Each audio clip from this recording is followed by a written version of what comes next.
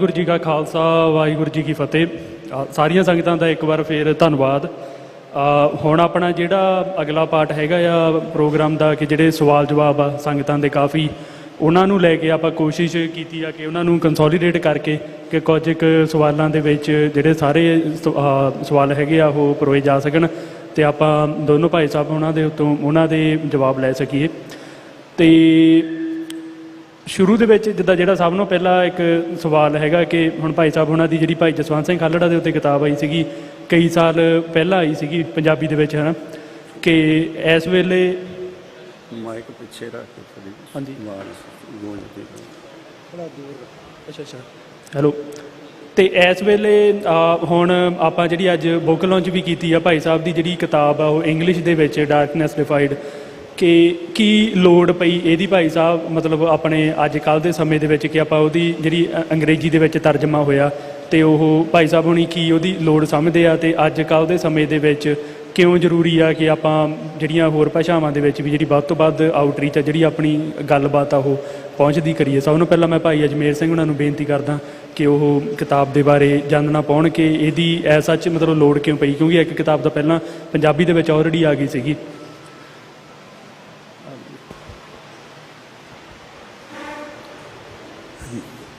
ਵਾਹਿਗੁਰੂ ਜੀ ਕਾ ਖਾਲਸਾ ਵਾਹਿਗੁਰੂ ਜੀ ਕੀ ਫਤਿਹ। ਅੰਗਰੇਜ਼ੀ ਦੇ ਵਿੱਚ ਜਿਹੜੀ ਕਿਤਾਬ ਆਉਣ ਦਾ ਸਬੱਬ ਜੋ ਬਣਿਆ ਉਹ ਇਹ ਹੈ ਕਿ ਜਦੋਂ ਦਾ ਮੈਂ ਤਕਰੀਬਨ ਬਾਹਰਲੇ ਇਹਨਾਂ ਮੁਲਕਾਂ ਦੇ ਵਿੱਚ ਆਉਣ ਜਾਣ ਸ਼ੁਰੂ ਕੀਤਾ ਪਿਛਲੇ ਕਾਫੀ ਸਮੇਂ ਤੋਂ, ਤਾਂ ਇਹ ਮੰਗ ਤਕਰੀਬਨ ਬਹੁਤ ਵੱਡੀ ਪੱਧਰ 'ਤੇ ਕੀਤੀ ਜਾ ਰਹੀ ਸੀ ਸਾਰੀਆਂ ਕਿਤਾਬਾਂ ਬਾਰੇ, ਕਿਉਂਕਿ ਕਿਤਾਬਾਂ ਬਾਰੇ ਚਰਚਾ ਹੁੰਦੀ ਸੀ ਉਹ ਸਾਰੀਆਂ ਪੰਜਾਬੀ 'ਚ ਹੈ। ਕਿ ਜਿਹੜੀ ਨਵੀਂ ਜਨਰੇਸ਼ਨ ਆ ਗਈ ਜਿਨ੍ਹਾਂ ਨੂੰ ਪੰਜਾਬੀ ਓਨੀ ਬਹੁਤੀ ਸਮਝ ਨਹੀਂ ਆਉਂਦੀ, ਪੜ੍ਹ ਨਹੀਂ ਸਕਦੇ, ਗੁਰਮੁਖੀ ਵੀ ਨਹੀਂ ਆਉਂਦੀ, ਉਹਨਾਂ ਵਾਸਤੇ ਅੰਗਰੇਜ਼ੀ ਦੇ ਵਿੱਚ ਇਹ ਕਿਤਾਬਾਂ ਕੀਤੀਆਂ ਜਾਣ। ਬੜੀ ਜੈਨੂਨ ਵੀ ਗੱਲ ਲੱਗੀ ਕਿ ਲੋੜ ਹੈਗੀ ਕਿ ਇਹ ਸਾਡੀਆਂ ਕਿਤਾਬਾਂ ਅੰਗਰੇਜ਼ੀ ਦੇ ਵਿੱਚ ਵੀ ਆਉਣ। ਪਰ ਜਿਵੇਂ ਅਮਰਜੀਤ ਸਿੰਘ ਨੇ ਗੱਲ ਕੀਤੀ ਸੀ ਪਹਿਲਾਂ, ਇਹ ਟਰਾਂਸਲੇਸ਼ਨ ਦਾ ਕੰਮ ਬਹੁਤ ਔਖਾ ਸੀਗਾ। ਮੇਰੀ ਲਿਖਤ ਦੀ ਸ਼ੈਲੀ ਪੰਜਾਬੀ ਦੇ ਵਿੱਚ ਇਸ ਤਰ੍ਹਾਂ ਦੀ ਹੈ ਕਿ ਜਦੋਂ ਉਹਨੂੰ ਤੁਸੀਂ ਅੰਗਰੇਜ਼ੀ 'ਚ ਟਰਾਂਸਲੇਟ ਕਰੋਗੇ, ਜਿਵੇਂ ਮੈਂ ਪਹਿਲਾਂ 20ਵੀਂ ਸਦੀ ਦੀ ਸਿੱਖ ਰਾਜਨੀਤੀ ਉਹ ਇੱਕ ਬੜੇ ਹੀ ਵੱਡੇ ਵਿਦਵਾਨ ਤੋਂ ਟਰਾਂਸਲੇਟ ਕਰਵਾਈ ਜਿਹਦੀ ਪੰਜਾਬੀ ਵੀ ਕਮਾਲ ਦੀ ਅਤੇ ਇੰਗਲਿਸ਼ ਵੀ ਕਮਾਲ ਦੀ ਅਤੇ ਕਾਫੀ ਹੱਦ ਤੱਕ ਆਈਡੀਏ ਦੀ ਵੀ ਸਮਝ ਸੀ। ਸੋ ਮੈਨੂੰ ਲੱਗਦਾ ਸੀ ਉਹ ਤੋਂ ਵਧੀਆ ਕੋਈ ਨਹੀਂ ਕਰ ਸਕਦਾ। ਅਤੇ ਉਦੋਂ ਮੇਰਾ ਕੋਈ ਬਹੁਤਾ ਤਜਰਬਾ ਨਹੀਂ ਸੀ ਅਤੇ ਮੈਂ ਉਹਨੂੰ ਕਹਿਤਾ ਵੀ ਦੱਸੋ ਕਿੰਨੇ ਪੈਸੇ, ਉਹਨੇ ਜੋ ਮੰਗੇ ਅਸੀਂ ਦੇਤੇ ਅਤੇ ਵੀ ਕਰਦੇ।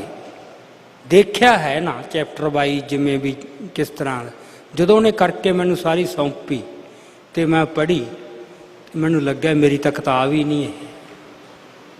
ਅਤੇ ਮੈਨੂੰ ਲੱਗਿਆ ਵੀ ਨਹੀਂ ਇਹ ਇਨਸਾਫ ਨਹੀਂ, ਮਤਲਬ ਵੀ ਮੈਂ ਪੰਜਾਬੀ 'ਚ ਜਿੰਨਾ ਜ਼ੋਰ ਲਾਉਣਾ ਗੱਲ ਨੂੰ ਨਾ, ਇੱਕ ਉਹਦੇ ਗੱਲ ਸਿਰਫ ਇਹ ਨਹੀਂ ਤੁਸੀਂ ਵਿਚਾਰ ਲਿਜਾ ਰਹੇ ਹੋ, ਸਾਡਾ ਜਿਹੜਾ ਹੈਗਾ ਸਾਰਾ ਸੰਘਰਸ਼, ਸਾਡਾ ਮਾਮਲਾ, ਸਾਡਾ ਜੋ ਮਸਲਾ ਹੈ ਉਹਦੇ 'ਚ ਤੁਹਾਡੀਆਂ ਫੀਲਿੰਗਸ ਬੜੀਆਂ ਜੁੜੀਆਂ ਹੋਈਆਂ। ਅਤੇ ਜੇ ਫੀਲਿੰਗਸ ਵਿੱਚ ਨਾ ਆਉਣ ਲਿਖਤ ਦੇ ਵਿੱਚ ਤਾਂ ਉਹ ਜਿਵੇਂ ਨਾ ਚੀਜ਼ ਦੀ ਆਤਮਾ ਗਈ, ਸਰੀਰ ਰਹਿ ਗਿਆ। ਸੋ ਉਹ ਬੜਾ ਬਿਟਰ ਐਕਸਪੀਰੀਅੰਸ ਸੀ ਸਾਡੇ ਵਾਸਤੇ। ਚਲੋ ਫਿਰ ਵੀ ਯਤਨ ਕਰਦੇ ਰਹੇ ਕਿ ਉਦੋਂ ਬੈਟਰ ਬੰਦੇ ਤੋਂ ਕਿਸ ਤੋਂ ਕਰਵਾਈਏ, ਪਰ ਅਲਟੀਮੇਟਲੀ ਇਸ ਨਤੀਜੇ 'ਤੇ ਪਹੁੰਚ ਗਏ ਕਿ ਨਹੀਂ, ਇਹ ਨਹੀਂ ਹੋ ਸਕਦੀਆਂ। ਜਿੱਦਾਂ ਮੈਨੂੰ ਆਪ ਵੱਧ ਯਤਨ ਕਰਨਾ ਪਊ, ਪਰ ਮੇਰੇ ਸਾਹਮਣੇ ਲਗਾਤਾਰ ਇੱਕ ਕਦੇ ਆਹ ਕਿਤਾਬ, ਫਿਰ ਦੂਜੀ, ਫਿਰ ਤੀਜੀ, ਇਸ ਤਰ੍ਹਾਂ ਆਉਂਦਾ ਗਿਆ। ਪਰ ਜਸਵੰਤ ਸਿੰਘ ਖਾਲੜਾ ਵਾਲੀ ਕਿਤਾਬ ਮੈਨੂੰ ਲੱਗਦਾ ਸੀ ਸਾਰੀਆਂ ਕਿਤਾਬਾਂ ਤੋਂ ਇੱਕ ਤਾਂ ਸਾਈਜ਼ 'ਚ ਛੋਟੀ ਹੈ, ਇੱਕ ਥੋੜ੍ਹੀ ਸੌਖੀ ਵੀ ਲੱਗੀ ਵੀ ਜਿਹਨੂੰ ਟਰਾਂਸਲੇਟ ਕਰਨਾ ਬਾਕੀ ਸਾਰੀਆਂ ਕਿਤਾਬਾਂ ਦੇ ਮੁਕਾਬਲੇ ਸੌਖਾ ਹੈ। ਤੀਜੀ ਗੱਲ ਲੋੜ ਬਹੁਤ ਲੱਗੀ। ਲੋੜ ਤਾਂ ਜਦੋਂ ਮੈਂ ਗੱਲਾਂ ਕਰਦਾ ਸੀਗਾ ਇੱਧਰਲੇ ਜਿਹੜੇ ਹੈਗੇ ਆ ਬੱਚੇ, ਉਹਨਾਂ ਦਾ ਬੜਾ ਜੀਅ ਕਰਦਾ ਸੀ ਕਿ ਸਾਡੇ ਸਾਹਮਣੇ ਪੂਰੀਆਂ ਗੱਲਾਂ ਆਉਣ, ਕਿਉਂਕਿ ਸਾਡੀ ਜਿਹੜੀ ਕੌਮ ਦਾ ਮਾਮਲਾ ਨਾ, ਅਸੀਂ ਨਾਇਕ ਪੂਜ ਕੌਮ ਆ। ਸਾਨੂੰ ਹਮੇਸ਼ਾ ਕੋਈ ਨਾਇਕ ਚਾਹੀਦਾ ਹੁੰਦਾ। ਜਦੋਂ ਕਰਤਾਰ ਸਿੰਘ ਸਰਾਭਾ ਵਾਲੀ ਕਿਤਾਬ ਛਪ ਕੇ ਆਈ, ਉਹਨੂੰ ਜੋ ਰਿਸਪੌਂਸ ਮਿਲਿਆ, ਹਾਲਾਂਕਿ ਕਰਤਾਰ ਸਿੰਘ ਸਰਾਭਾ 'ਤੇ ਬਹੁਤ ਕਿਤਾਬਾਂ ਆ ਚੁੱਕੀਆਂ ਸੀ ਲੋਕਾਂ ਦੀਆਂ, ਪਰ ਉਹਦੇ 'ਚੋਂ ਓਡਾ ਵੱਡਾ ਬਿੰਬ ਨਹੀਂ ਸੀ ਉੱਭਰਦਾ ਵੀ ਉਹ ਨਾਇਕ ਕਿੱਡਾ ਵੱਡਾ ਸੀ। ਸੋ ਉਹਦਾ ਟਾਈਟਲੀ ਜਿਹੜਾ ਸੀ ਤੂਫਾਨਾਂ ਦਾ ਸ਼ਾਹ ਸਵਾਰ, ਉਹ ਆਪਦੇ ਆਪ 'ਚ ਹੀ ਸਾਰੀ ਗੱਲ ਕਹਿ ਦਿੰਦਾ ਸੀਗਾ ਨਾ। ਜੇ ਤੁਸੀਂ ਲਿਖਤ 'ਚ ਉਹਨੂੰ ਨਹੀਂ ਸਾਬਤ ਕਰਦੇ, ਫਿਰ ਉਹ ਟਾਈਟਲ ਵੀ ਐਵੇਂ ਫੋਕਾ ਲੱਗਣ ਲੱਗ ਜਾਂਦਾ ਵੀ ਵਧਾ ਚੜਾ ਕੇ ਜੇ ਗੱਲ ਕਰਤੀ। ਸੋ ਸਾਡੀ ਨਾ ਇਹ ਜਿਹੜੀ ਹੈਗੀ ਨਾਇਕ ਪੂਜ ਕੌਮ ਹੈ, ਅਤੇ ਉਹਨਾਂ ਨੂੰ ਬੜੀ ਚੰਗੀ ਲੱਗਦੀ ਹੈ ਸਾਡੇ ਨਾਇਕਾਂ ਦੀ ਗੱਲ ਸਾਡੇ ਕੋਲੇ ਆਵੇ। ਅਤੇ ਇਹ ਮੈਨੂੰ ਨਾ ਜਸਵੰਤ ਸਿੰਘ ਖਾਲੜਾ ਦੀ ਕਿਤਾਬ ਤਾਂ ਚਲੋ ਮੈਂ ਬਾਅਦ 'ਚ ਲਿਖੀ ਪੰਜਾਬੀ 'ਚ ਵੀ, ਪਰ ਮੈਨੂੰ ਪਹਿਲਾਂ ਜਿਹੜੀ ਮੰਗ ਬਹੁਤ ਲੋਕ ਕਰ ਰਹੇ ਸੀ ਉਹ ਸੀ ਕਿ ਕਰਤਾਰ ਸਿੰਘ ਸਰਾਭਾ ਦੀ ਯਾਰ ਸਾਨੂੰ ਅੰਗਰੇਜ਼ੀ, ਕਿਉਂਕਿ ਮੈਂ ਉਦੋਂ ਸਪੀਚਾਂ ਹੀ ਬਹੁਤ ਕੀਤੀਆਂ, ਜਗ੍ਹਾ ਜਗ੍ਹਾ ਜਾ ਕੇ ਸਰਾਭੇ ਬਾਰੇ ਬੋਲਿਆ, ਉਹ ਇੰਨਾ ਚੰਗਾ ਲੱਗਿਆ ਲੋਕਾਂ ਨੂੰ। ਮੈਂ ਹੈਰਾਨ ਹੋਇਆ ਜਦੋਂ ਉਹ ਰਿਲੀਜ਼ ਕੀਤੀ ਕਿਤਾਬ, ਸਰਾਭੇ ਪਿੰਡ 'ਚ ਕੀਤੀ, ਉਹਦੇ ਜੱਦੀ ਘਰ ਦੇ ਵਿੱਚ ਜਾ ਕੇ ਕੀਤੀ। ਉੱਥੇ ਇੱਕ ਟਰਸਟ ਬਣਿਆ ਹੋਇਆ ਉਹਦੀ ਯਾਦ 'ਚ, ਜਿਹਦੇ ਕੋਲ ਬੜੇ ਇੰਸਟੀਚਿਊਸ਼ਨਸ ਆ, ਬੜੇ ਪੜ੍ਹੇ ਲਿਖੇ ਬੰਦੇ। ਉਸ ਟਰਸਟ ਦਾ ਜਿਹੜਾ ਡਾਇਰੈਕਟਰ ਆ ਉਹ ਬਜ਼ੁਰਗ, ਬਹੁਤ ਕਾਫੀ ਬਜ਼ੁਰਗ।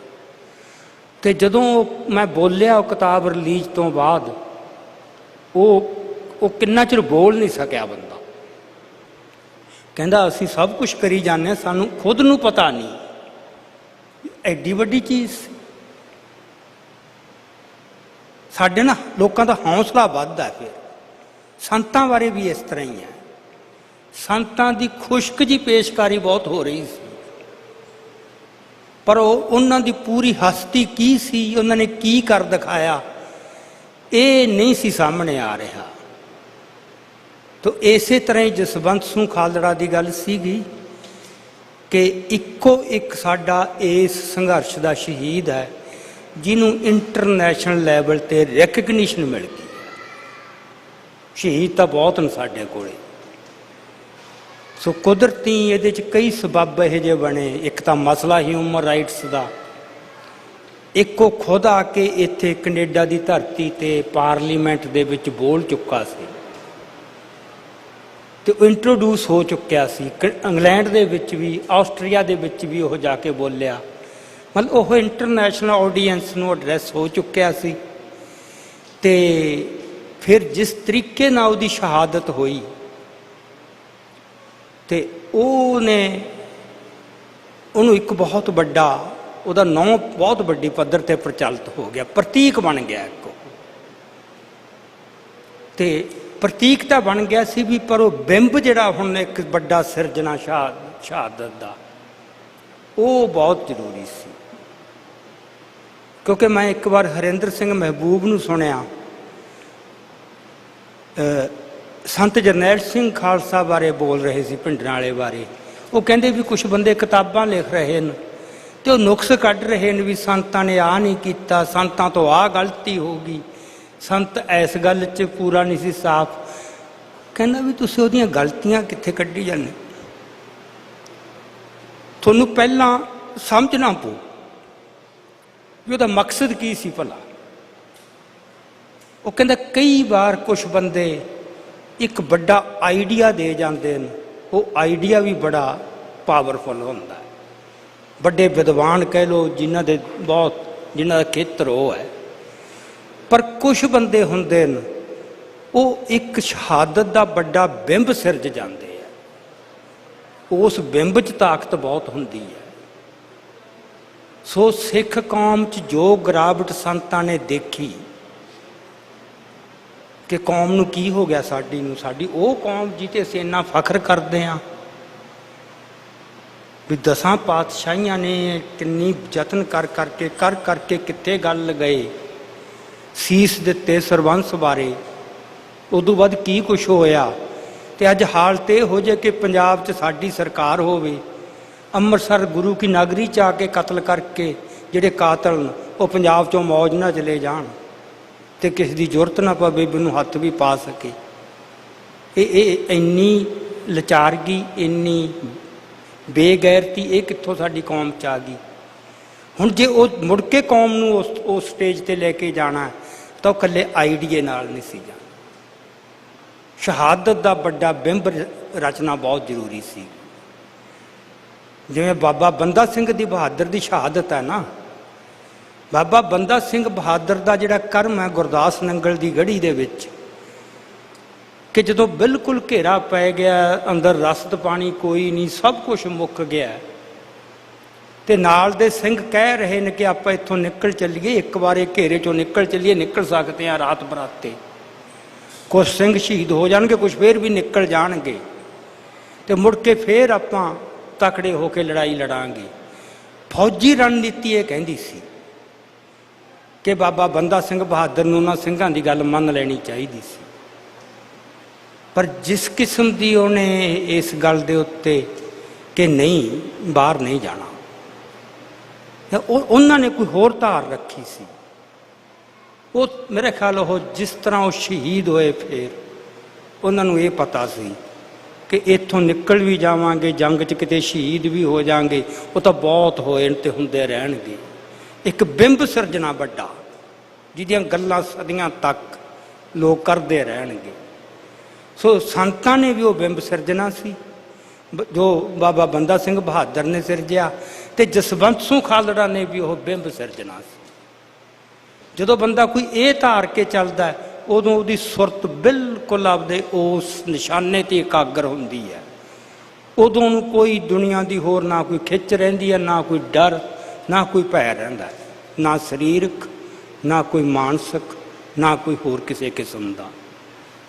ਸੋ ਇਹ ਮੈਨੂੰ ਲੱਗਦਾ ਸੀ, ਮੈਨੂੰ ਵੀ ਲੱਗਿਆ ਵੀ ਚਲੋ ਕਰਤਾਰ ਸਿੰਘ ਸਰਾਭਾ ਵਾਲੀ ਕਿਤਾਬ ਵੱਡੀ ਹੈ, ਉਹ ਟਰਾਂਸਲੇਟ ਕਰਨੀ ਬਹੁਤ ਔਖੀ ਹੈ, ਤੇ ਚਲੋ ਆਪਾਂ ਸ਼ੁਰੂ ਇੱਥੋਂ ਕਰੀਏ ਜਸਵੰਤ ਸਿੰਘ ਖਾਲੜਾ ਤੋਂ, ਕਿਉਂਕਿ ਇਹਨੂੰ ਰੈਕਗਨੀਸ਼ਨ ਬਹੁਤ ਮਿਲ ਚੁੱਕੀ ਹੈ। ਖਾਲੜੇ ਸਰਾਭੇ ਬਾਰੇ ਮੈਂ ਕਿਤਾਬ ਅੱਜ ਵੀ ਲਿਆਵਾਂ ਭਾਵੇਂ ਅੰਗਰੇਜ਼ੀ 'ਚ, ਉਹ ਗੈਰ ਸਿੱਖਾਂ ਨੂੰ ਜਾਂ ਗੈਰ ਪੰਜਾਬੀਆਂ ਨੂੰ ਉਹ ਉਹਨਾਂ ਨਹੀਂ ਟੁੰਬੂਗੀ, ਕਿਉਂਕਿ ਉਹ ਹੋਰ ਕਿਸਮ ਦੀ ਲੜਾਈ ਤੇ ਹੋਰ ਕਿਸਮ ਦੀ ਉਹ ਸ਼ਹਾਦਤ ਹੈ। ਪਰ ਜਸਵੰਤ ਸਿੰਘ ਖਾਲੜਾ ਦੀ ਜਿਹੜੀ ਸਾਰੀ ਸ਼ਹਾਦਤ ਹੈ, ਉਹਨੂੰ ਕਿਉਂਕਿ ਉਹ ਵੱਡੀ ਪੱਧਰ 'ਤੇ ਇੱਕ ਮਾਨਤਾ ਮਿਲ ਚੁੱਕੀ ਹੈ, ਅਸੀਂ ਤਾਂ ਸਿਰਫ ਉਹਨੂੰ ਉਹ ਇੱਕ ਕੰਟੈਕਸਟ ਦੇ ਵਿੱਚ ਪ੍ਰਸੰਗ 'ਚ ਰੱਖ ਕੇ ਪੇਸ਼ ਕਰਨਾ ਹੈ ਕਿ ਉਹ ਕੋਈ ਆਮ ਜਿਹਾ ਬੰਦਾ ਨਹੀਂ ਸੀ। ਸੋ ਇਹ ਹੈ ਮੇਰਾ ਜਿੱਥੋਂ ਸੀ, ਮੈਂ ਕਿਉਂ ਇਹ ਚੂਜ਼ ਕੀਤਾ ਵੀ ਇਹਨੂੰ ਪਹਿਲਾਂ ਇੱਥੋਂ ਸ਼ੁਰੂ ਕਰੀਏ। ਤੇ ਤੁਹਾਡੀ ਕਿਤਾਬ ਨੂੰ ਚਲੋ ਅੱਜ ਹੁਣ ਇੱਥੇ ਤਾਂ ਆਪਾਂ ਅੱਜ ਰਿਲੀਜ਼ ਕੀਤੀ ਆ, ਇਹ ਪਹਿਲਾਂ ਹੈ ਨਹੀਂ ਸੀਗੀ ਕਿਤੇ ਵੀ ਕਿਤਾਬ, ਹੈ ਨਾ, ਦੁਕਾਨਾਂ ਦੇ ਉੱਤੇ ਜਾਂ ਬੁੱਕ ਸਟੋਰ ਦੇ ਉੱਤੇ, ਪਰ ਹੁਣ ਤੱਕ ਜਿੰਨੇ ਵੀ ਨੌਜਵਾਨਾਂ ਨਾਲ ਗੱਲ ਹੋਈ ਆ, ਚਾਹੇ ਉਹ ਸਿੱਖ ਪੰਜਾਬੀ ਕੈਨੇਡੀਅਨ ਬੋਰਨ ਆ ਜਾਂ ਫਿਰ ਵੈਸਟ ਦੇ ਵਿੱਚ ਜੰਮੇ ਪਲੇ ਆ, ਜਾਂ ਫਿਰ ਵੈਸੇ ਜਿਹੜਾ ਇੱਕ ਅਕੈਡਮਿਕ ਜਾਂ ਬੁੱਧੀਜੀਵੀ ਜਿਹੜਾ ਤਬਕਾ ਹੈਗਾ ਆ ਨੌਨ ਪੰਜਾਬੀ, ਜਿਨ੍ਹਾਂ ਤੱਕ ਇਸ ਕਿਤਾਬ ਦੀ ਪਹੁੰਚ ਅੰਗਰੇਜ਼ੀ ਦੇ ਵਿੱਚ ਹੀ ਹੋਈ ਆ, ਇੱਦਾਂ ਦੇ ਵੀ ਕਿਤੇ ਫੀਡਬੈਕ ਵੀ ਮਿਲਿਆ ਆਪਾਂ ਨੂੰ ਹਜੇ ਤੱਕ ਕਿ ਉਹਨਾਂ ਨੂੰ ਇਹ ਕਿਤਾਬ ਪੜ੍ਹ ਕੇ ਮਤਲਬ ਕਿਵੇਂ ਦਾ ਲੱਗਿਆ, ਜਾਂ ਫਿਰ ਜਿਹੜਾ ਆਪਣਾ ਇੱਕ ਆਈਡੀਆ ਸੀਗਾ ਜੋ ਆਪਾਂ ਚਾਹੁੰਦੇ ਸੀਗੇ ਉਹ ਹਜੇ ਮਤਲਬ ਆਪਾਂ ਹਜੇ ਰਿਲੀਜ਼ ਕੀਤੀ ਅੱਜ, ਪਰ ਜੇ ਕਿਤੇ ਪਹੁੰਚੀ ਵੀ ਆ ਤਾਂ ਇੱਦਾਂ ਦਾ ਕੋਈ ਆਇਆ ਆਪਾਂ ਨੂੰ ਫੀਡਬੈਕ? ਹਜੇ ਅਜੇ ਕਿਉਂਕਿ ਕਿਤਾਬ ਹੁਣੀ ਰਿਲੀਜ਼ ਹੋਈ ਹੈ, ਅਜੇ ਮੈਂ ਰਿਲੀਜ਼ ਕਰਕੇ ਮੈਂ ਇੱਧਰ ਨੂੰ ਹੀ ਆ ਗਿਆ। ਹਾਂਜੀ ਠੀਕ ਹੈ। ਤੇ ਅਜੇ ਮਾਰਕੀਟ ਦੇ ਵਿੱਚ ਉਸ ਲੈਵਲ 'ਤੇ ਨਹੀਂ ਗਈ, ਕੋਈ ਉਸ ਤਰ੍ਹਾਂ ਦੀ ਫੀਡਬੈਕ ਨਹੀਂ ਮਤਲਬ। ਹਾਂਜੀ, ਪਰ ਉਂਝ ਪਤਾ ਹੈ ਵੀ ਇਹ ਕਿਤਾਬ ਤਾਂ ਬਹੁਤ ਵੱਡੀ ਪੱਧਰ ਦੇ ਉੱਤੇ ਖਾਸ ਕਰਕੇ ਬਾਹਰ ਇਹ ਪੜ੍ਹੀ ਜਾਊਗੀ, ਤੇ ਇਹਨੇ ਆਪਦਾ ਇੱਕ ਇੰਪੈਕਟ ਛੱਡਣਾ।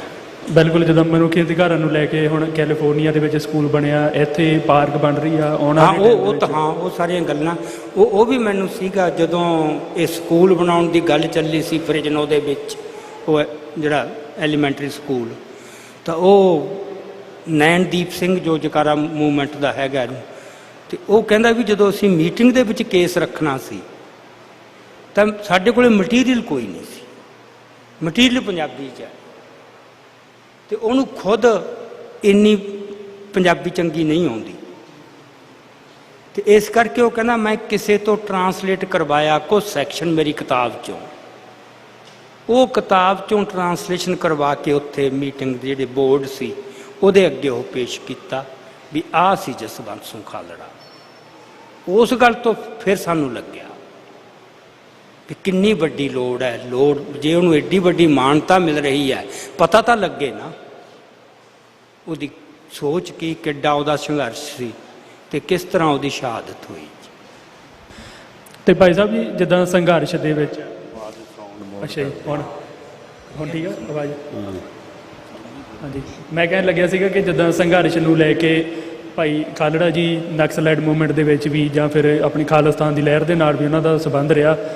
ਤੇ ਜਿਹੜੀ ਇੱਕ ਗੱਲ ਕਪੈਸਿਟੀ ਬਿਲਡਿੰਗ ਦੀ ਹੁੰਦੀ ਆ, ਗਰਾਊਂਡ ਤਿਆਰ ਕਰਨ ਦੀ, ਕਿ ਇੱਕ ਲੜਨਾ ਵੀ ਜ਼ਰੂਰੀ ਹੁੰਦਾ, ਪਰ ਉਸ ਤੋਂ ਪਹਿਲਾਂ ਇੱਕ ਜਿਹੜੀ ਜ਼ਮੀਨ ਤਿਆਰ ਕਰਨੀ ਆ, ਉਹਨਾਂ ਦਾ ਉਸ ਵੇਲੇ ਜੋ ਕੰਮ ਕਰਦੇ ਰਹੇ ਆ ਲਹਿਰਾਂ ਦੇ ਵਿੱਚ, ਹੁਣ ਇਸ ਵੇਲੇ ਆਪਾਂ ਫੇਰ ਦੇਖਦੇ ਹਾਂ ਕਿ ਇੱਕ ਵੈਕਿਊਮ ਆ, ਇੱਕ ਖਲਾਅ ਆ ਪੈਦਾ ਹੋਇਆ ਹੈ ਨਾ, ਖਾਸ ਤੌਰ 'ਤੇ ਸਿੱਖਾਂ ਦੀ ਐਕਟਿਵਿਜ਼ਮ ਦੇ ਵਿੱਚ ਜਿਹੜੀਆਂ ਅਲੱਗ-ਅਲੱਗ ਧਿਰਾਂ ਵੀ ਹੈਗੀਆਂ ਆਪਣੀ ਕਪੈਸਿਟੀ ਵਿੱਚ ਕੰਮ ਕਰ ਰਹੀਆਂ ਉਹ, ਪਰ ਟੁਗੈਦਰ ਮਤਲਬ ਇੱਕ ਮੰਚ ਦੇ ਉੱਤੇ ਕੋਈ ਮਤਲਬ ਕਲੈਕਟਿਵ ਆਪਾਂ ਨੂੰ ਕੋਈ ਕੰਮ ਨਜ਼ਰ ਨਹੀਂ ਆ ਰਿਹਾ, ਜਾਂ ਕੋਈ ਜੇ ਕੋਈ ਟਰਾਈ ਵੀ ਕਰਦੇ ਆ ਉਹਦਾ ਕੋਈ ਵਧੀਆ ਰਿਜ਼ਲਟ ਨਹੀਂ ਆ ਰਿਹਾ। ਆਪਾਂ ਭਾਈ ਤੁਸੀਂ ਹੁਣ ਉਹਨਾਂ ਨੂੰ ਮਤਲਬ ਬਚਪਨ ਤੋਂ ਦੇਖਿਆ, ਉਹਨਾਂ ਦੀ ਜਿਹੜੀ ਐਕਟਿਵਿਜ਼ਮ ਸੀਗੀ ਉਹਦੇ ਵਿੱਚ ਕਿਹੜੀਆਂ ਚੀਜ਼ਾਂ ਆਪਣੇ ਲਈ ਨੌਜਵਾਨਾਂ ਦੇ ਲਈ ਸਿੱਖਣ ਵਾਲੀਆਂ, ਜਾਂ ਕੋਈ ਜਿੱਦਾਂ ਹੁਣ ਖਾਸ ਤੌਰ 'ਤੇ ਇੱਥੇ ਪੱਛਮ ਦੇ ਵਿੱਚ ਜਿਹੜੇ ਇੱਥੇ ਨੌਜਵਾਨ ਬੈਠਾ ਜਾਂ ਪੰਜਾਬ ਦੇ ਵਿੱਚ ਵੀ ਬੈਠਾ, ਉਹ ਕਿਵੇਂ ਮਤਲਬ ਉਹਨਾਂ ਦਾ ਸਾਰਾ ਰਹਿਣ ਸਹਿਣ ਜੀਵਨ ਕਿਵੇਂ ਦਾ ਸੀਗਾ, ਅਤੇ ਉਹ ਕਿਵੇਂ ਸੇਧ ਲੈ ਸਕਦਾ ਅੱਜ ਦਾ ਨੌਜਵਾਨ ਉਹਨਾਂ ਦੇ ਕੋਲੋਂ, ਖਾਸ ਤੌਰ 'ਤੇ ਉਹ ਕਪੈਸਿਟੀ ਬਿਲਡਿੰਗ ਵਾਲੇ ਪੱਖ ਤੋਂ?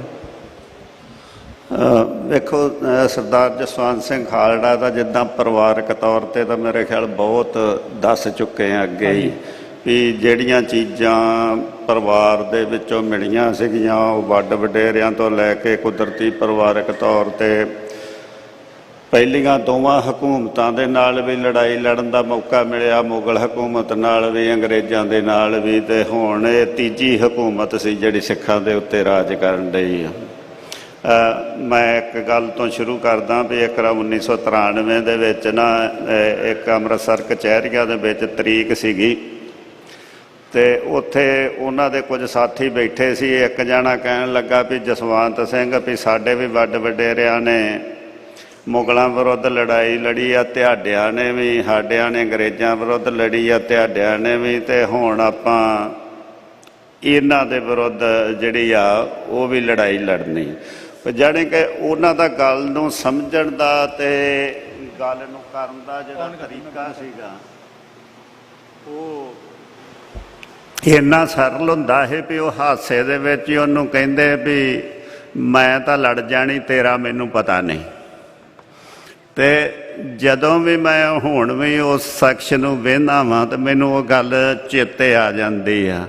ਉਹਨਾਂ ਦੇ ਵਿੱਚ ਵੱਡੀ ਗੱਲ ਇਹ ਸੀਗੀ ਵੀ ਉਹ ਹਰ ਇੱਕ ਚੀਜ਼ ਨੂੰ ਸੋਚ ਵਿਚਾਰ ਕੇ ਉਹਦੇ ਸਾਰੇ ਆਉਣ ਵਾਲੇ ਨਤੀਜਿਆਂ ਨੂੰ ਸਮਝ ਕੇ ਉਸ ਗੱਲ ਦੇ ਵਿੱਚ ਆਉਂਦੇ ਸੀਗੇ। ਉਹਨਾਂ ਨੇ ਸਿਆਸਤ ਨੂੰ ਕਦੀ ਵੀ ਆਪਣੇ ਪ੍ਰੋਫੈਸ਼ਨ ਦੇ ਤੌਰ 'ਤੇ ਨਹੀਂ ਸੀ ਵਰਤਿਆ। ਉਹਨਾਂ ਦਾ ਮਕਸਦ ਹਰ ਵਰਗ ਦੇ ਲੋਕਾਂ ਦੇ ਲਈ, ਉਹਨਾਂ ਦੇ ਹੱਕਾਂ ਦੇ ਲਈ ਲੜਨ ਦਾ। ਜਿਹੜਾ ਨੈਕਸਲਾਈਟ ਮੂਵਮੈਂਟ ਦੇ ਵਿੱਚ ਵੀ ਉਹਨਾਂ ਦਾ ਆਉਣ ਦਾ ਕਾਰਨ ਇਹੋ ਹੀ ਸੀ ਵੀ ਜਿੰਨੇ ਦੱਬੇ ਕੁਚਲੇ ਲੋਕਾਂ ਦੀ ਇੱਕ ਉਹ ਸਾਮਰਾਜ ਤੋਂ ਆਜ਼ਾਦੀ ਪ੍ਰਾਪਤ ਕਰਨ ਦੇ ਲਈ ਜਿਹੜਾ ਵਾ ਉਹ ਸੰਘਰਸ਼ ਨੈਕਸਲਾਈਟ ਮੂਵਮੈਂਟ ਨੇ ਵਿੱਢਿਆ ਸੀਗਾ, ਉਹਦੇ ਵਿੱਚ ਉਹ ਆਏ। ਉਹਨਾਂ ਨੇ ਹਰ ਇੱਕ ਗੱਲ ਨੂੰ ਸਮਝਿਆ ਅਤੇ ਉਹਨਾਂ ਨੇ ਕਦੀ ਵੀ ਪਿੱਛੇ ਭੌਂ ਕੇ ਨਹੀਂ ਦੇਖਿਆ। ਅਖੀਰ ਤੱਕ ਜਿਹੜੀ ਜਿੰਨੀ ਉਹਨਾਂ ਦੀ ਕਪੈਸਿਟੀ ਸੀ ਉਹਨਾਂ ਨੇ ਉਸ ਲੜਾਈ ਨੂੰ ਲੜਿਆ। ਜਦੋਂ ਉਹਨਾਂ ਨੂੰ ਦੱਸਿਆ ਵੀ ਇਸ ਲਹਿਰ ਦੇ ਵਿੱਚ ਇੱਕ ਰੋਕ ਆ ਗਈ ਆ, ਤਾਂ ਉਹ ਉੱਥੇ ਖਲੋਣ ਦੀ ਬਜਾਏ ਉਹਨਾਂ ਨੇ ਆਪਣੇ ਤਰੀਕਿਆਂ ਨੂੰ ਜਿਹੜਾ ਵਾ ਉਹ ਬਦਲਿਆ। ਫਿਰ ਐਮਰਜੈਂਸੀ ਹੋਵੇ ਜਾਂ ਬਾਅਦ ਦੇ ਵਿੱਚ ਇਲੈਕਸ਼ਨਾਂ ਆਈਆਂ ਉਹਨਾਂ ਦੇ ਪੈਂਤੜੇ ਹੋਣ, ਜਾਂ ਮਜ਼ਦੂਰਾਂ ਮੁਲਾਜ਼ਮਾਂ, ਜਿੱਥੇ ਉਹਨਾਂ ਨੂੰ ਇਹ ਦੱਸਿਆ ਵੀ ਕੋਈ ਜਥੇਬੰਦਕ ਸਿਸਟਮ ਕੰਮ ਨਹੀਂ ਕਰ ਸਕਦਾ ਤਾਂ ਉਹਨਾਂ ਨੇ ਜਥੇਬੰਦਕ ਸਿਸਟਮ ਨਵੇਂ ਵੀ ਉਸਾਰੇ, ਆਪਣੇ ਤੌਰ 'ਤੇ ਵੀ ਕੰਮ ਕੀਤਾ।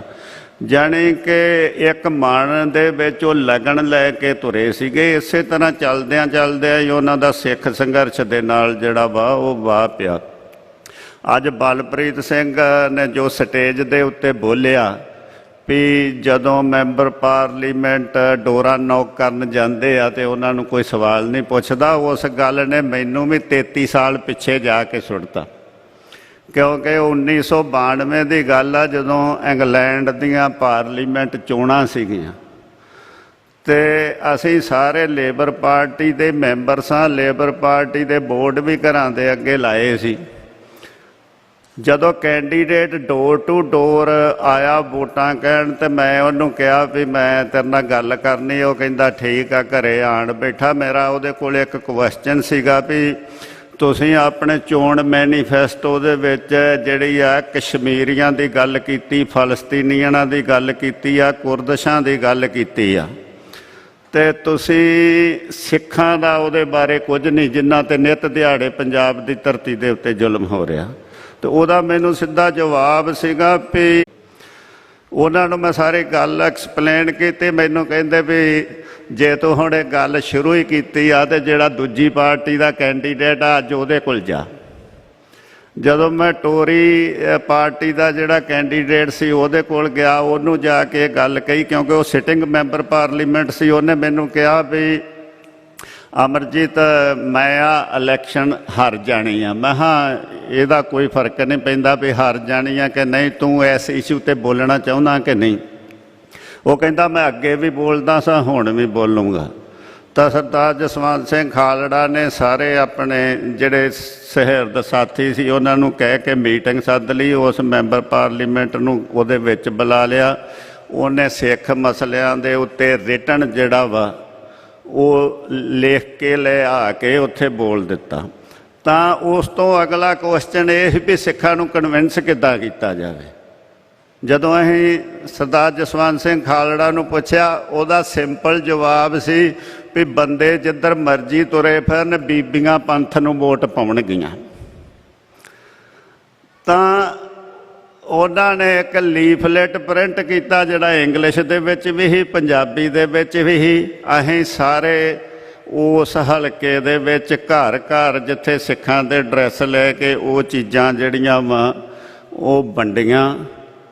ਸਾਡੇ ਵਿਰੁੱਧ ਜਿੰਨੀਆਂ ਕੌਮਨਿਸਟ ਧਿਰਾਂ, ਸਰਕਾਰੀ ਧਿਰਾਂ, ਈਵਨ ਖਾਲਿਸਤਾਨੀ ਧਿਰਾਂ ਵੀ ਉਹ ਮੈਂਬਰ ਪਾਰਲੀਮੈਂਟ ਦੇ ਹੱਕ ਦੇ ਵਿੱਚ ਸੀਗੀਆਂ। ਪਰ ਜਿਸ ਦਿਨ ਰਿਜ਼ਲਟ ਆਉਣਾ ਸੀ, BBC ਵਾਲੇ ਸਲਾਓ ਸੀਟ ਦੇ ਉੱਤੇ ਲੇਬਰ ਪਾਰਟੀ ਦੀ ਨਿਸ਼ਾਨੀ ਲਾ ਕੇ ਬੈਠੇ ਸੀ। ਤਾਂ ਰਾਤ ਦੇ 1 ਵਜੇ ਮੈਨੂੰ ਟੋਰੀ ਪਾਰਟੀ ਦਾ ਜਿਹੜਾ ਮੈਂਬਰ ਪਾਰਲੀਮੈਂਟ ਸੀ ਉਹਦਾ ਫੋਨ ਆਇਆ, ਕਹਿੰਦਾ ਅਮਰਜੀਤ ਕਿੱਥੇ ਜੇ? ਮੈਂ ਰਿਜ਼ਲਟ ਵੇਖਣ ਡਿਆ, ਆਂਦਾ ਇੱਥੇ ਆ ਜਾਓ, ਆਪਾਂ ਜਿੱਤ ਰਹੇ ਹਾਂ। ਇਹ ਸਰਦਾਰ ਜਸਵੰਤ ਸਿੰਘ ਖਾਲੜਾ ਦੀ ਸੋਚ ਸੀ। ਉਹ ਗੱਲ ਇੰਗਲੈਂਡ ਦੀ ਹਰ ਇੱਕ ਪਾਰਟੀ ਦੇ ਵਿੱਚ ਗਈ ਤੇ ਉਹ ਪਾਰਟੀਆਂ ਜਿਹੜੀਆਂ ਸਾਡੀਆਂ ਗੱਲ ਸੁਣਨ ਨੂੰ ਤਿਆਰ ਨਹੀਂ ਹੁੰਦੀਆਂ, ਗਾਂ ਸਾਡੇ ਮਗਰ ਫਿਰਦੀਆਂ ਸੀ ਵੀ ਤੁਸੀਂ ਦੱਸੋ ਕੀ ਕਰਨਾ। ਪਹਿਲੀ ਵਾਰ ਸਰਦਾਰ ਜਸਵੰਤ ਸਿੰਘ ਖਾਲੜਾ ਦੇ ਚੁੱਕੇ ਜਾਣ ਤੋਂ ਬਾਅਦ ਜਿਹੜਾ ਇੰਗਲੈਂਡ ਦੀ ਪਾਰਲੀਮੈਂਟ ਦੇ ਵਿੱਚ ਪਹਿਲੀ ਵਾਰ ਸਿੱਖਾਂ ਦੇ ਪ੍ਰਤੀ ਜਿਹੜਾ ਵਾ ਉਹ ਕੁਐਸਚਨ ਉੱਠਿਆ ਸੀਗਾ। ਉੱਥੇ ਬੋਲਿਆ ਗਿਆ ਸੀਗਾ ਵੀ ਉੱਥੇ ਮਨੁੱਖੀ ਅਧਿਕਾਰਾਂ ਦਾ ਕਿੱਦਾਂ ਘਾਣ ਹੋਇਆ। ਸੋ ਇਹ ਸਰਦਾਰ ਜਸਵੰਤ ਸਿੰਘ ਖਾਲੜਾ ਹਰ ਇੱਕ ਗੱਲ ਜਿਹੜੀ ਆ ਉਹ ਦਲੀਲ ਨਾਲ ਕਰਦੇ ਸੀ।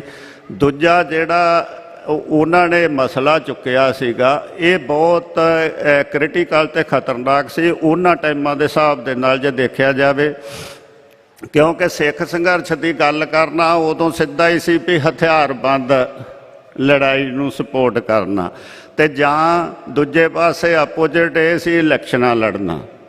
ਪਰ ਉਹਨਾਂ ਦਾ ਰਸਤਾ ਜਿਹੜਾ ਦੋ ਧਿਰਾਂ ਦੇ ਵਿਚਲਾ ਹੀ, ਦੋਵਾਂ ਪਾਸਿਆਂ ਤੋਂ ਹੀ ਖਤਰਾ ਸੀ। ਉਹ ਸਮੇਂ ਦੇ ਉੱਤੇ ਦੋ ਧਿਰਾਂ ਦੇ ਬਾਰੇ ਹੀ ਲਿਖਦੇ ਰਹੇ, ਦੋ ਧਿਰਾਂ ਦੀਆਂ ਗਲਤੀਆਂ ਨੂੰ ਜਿਹੜਾ ਉਹ ਉਜਾਗਰ ਕਰਦੇ ਰਹੇ, ਭਾਵੇਂ ਕਿ ਉਹਨਾਂ ਨੂੰ ਦੋ ਪਾਸਿਆਂ ਤੋਂ ਹੀ ਜਿਹੜੀ ਥ੍ਰੈਟ ਆਉਂਦੀ ਸੀਗੀ।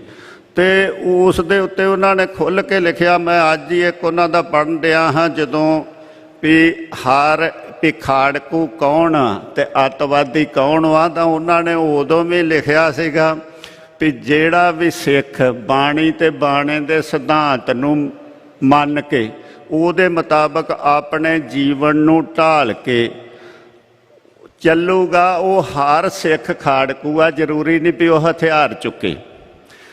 ਤੇ ਜਿਹੜਾ ਵੀ ਸਿੱਖ ਬਾਣੀ ਤੇ ਬਾਣੇ ਦੇ ਸਿਧਾਂਤ ਨੂੰ ਛੱਡ ਕੇ, ਜਾਂ ਜਿਹੜੀ ਵੀ ਜਥੇਬੰਦੀ ਬਾਣੀ ਤੇ ਬਾਣੇ ਦੇ ਸਿਧਾਂਤ ਤੋਂ ਪਰੇ ਜਾ ਕੇ ਉਹ ਜਿੰਨੀ ਮਰਜ਼ੀ ਲੜਾਈ ਲੜ ਲਵੇ, ਉਹ ਖਾੜਕੂ ਪੈਦਾ ਨਹੀਂ ਕਰ ਸਕੂਗੀ, ਉਹ ਅੱਤਵਾਦੀ ਪੈਦਾ ਕਰੂਗੀ। ਇਸ ਕਰਕੇ ਹਰ ਇੱਕ ਸਿੱਖ ਨੂੰ, ਭਾਵੇਂ ਉਹ ਕਿਸੇ ਵੀ ਫੀਲਡ ਦੇ ਵਿੱਚ ਵਿਚਰ ਰਿਹਾ ਵਾ, ਉਹਨੂੰ ਇਹ ਹੱਕ ਵਾ ਵੀ ਉਹ ਆਪਣੀ ਆਜ਼ਾਦੀ ਦੀ ਲੜਾਈ ਲੜਦਿਆਂ ਉਸ ਸਿਧਾਂਤ 'ਤੇ, ਜਿਹਦੇ ਸਿਧਾਂਤ ਦੇ ਉੱਤੇ ਅਸੀਂ ਰਾਜ ਸਿਰਜਣਾ, ਇਸ ਗੱਲੋਂ ਉਹ ਕਲੀਅਰ ਸੀਗੇ ਵੀ ਸਾਨੂੰ ਜਿਹੜਾ ਸਾਡਾ ਰਾਜ ਵਾ ਉਹ ਦੁਨੀਆ ਦੇ ਬਾਕੀ ਰਾਜਾਂ ਵਰਗਾ ਨਹੀਂ ਚਾਹੀਦਾ।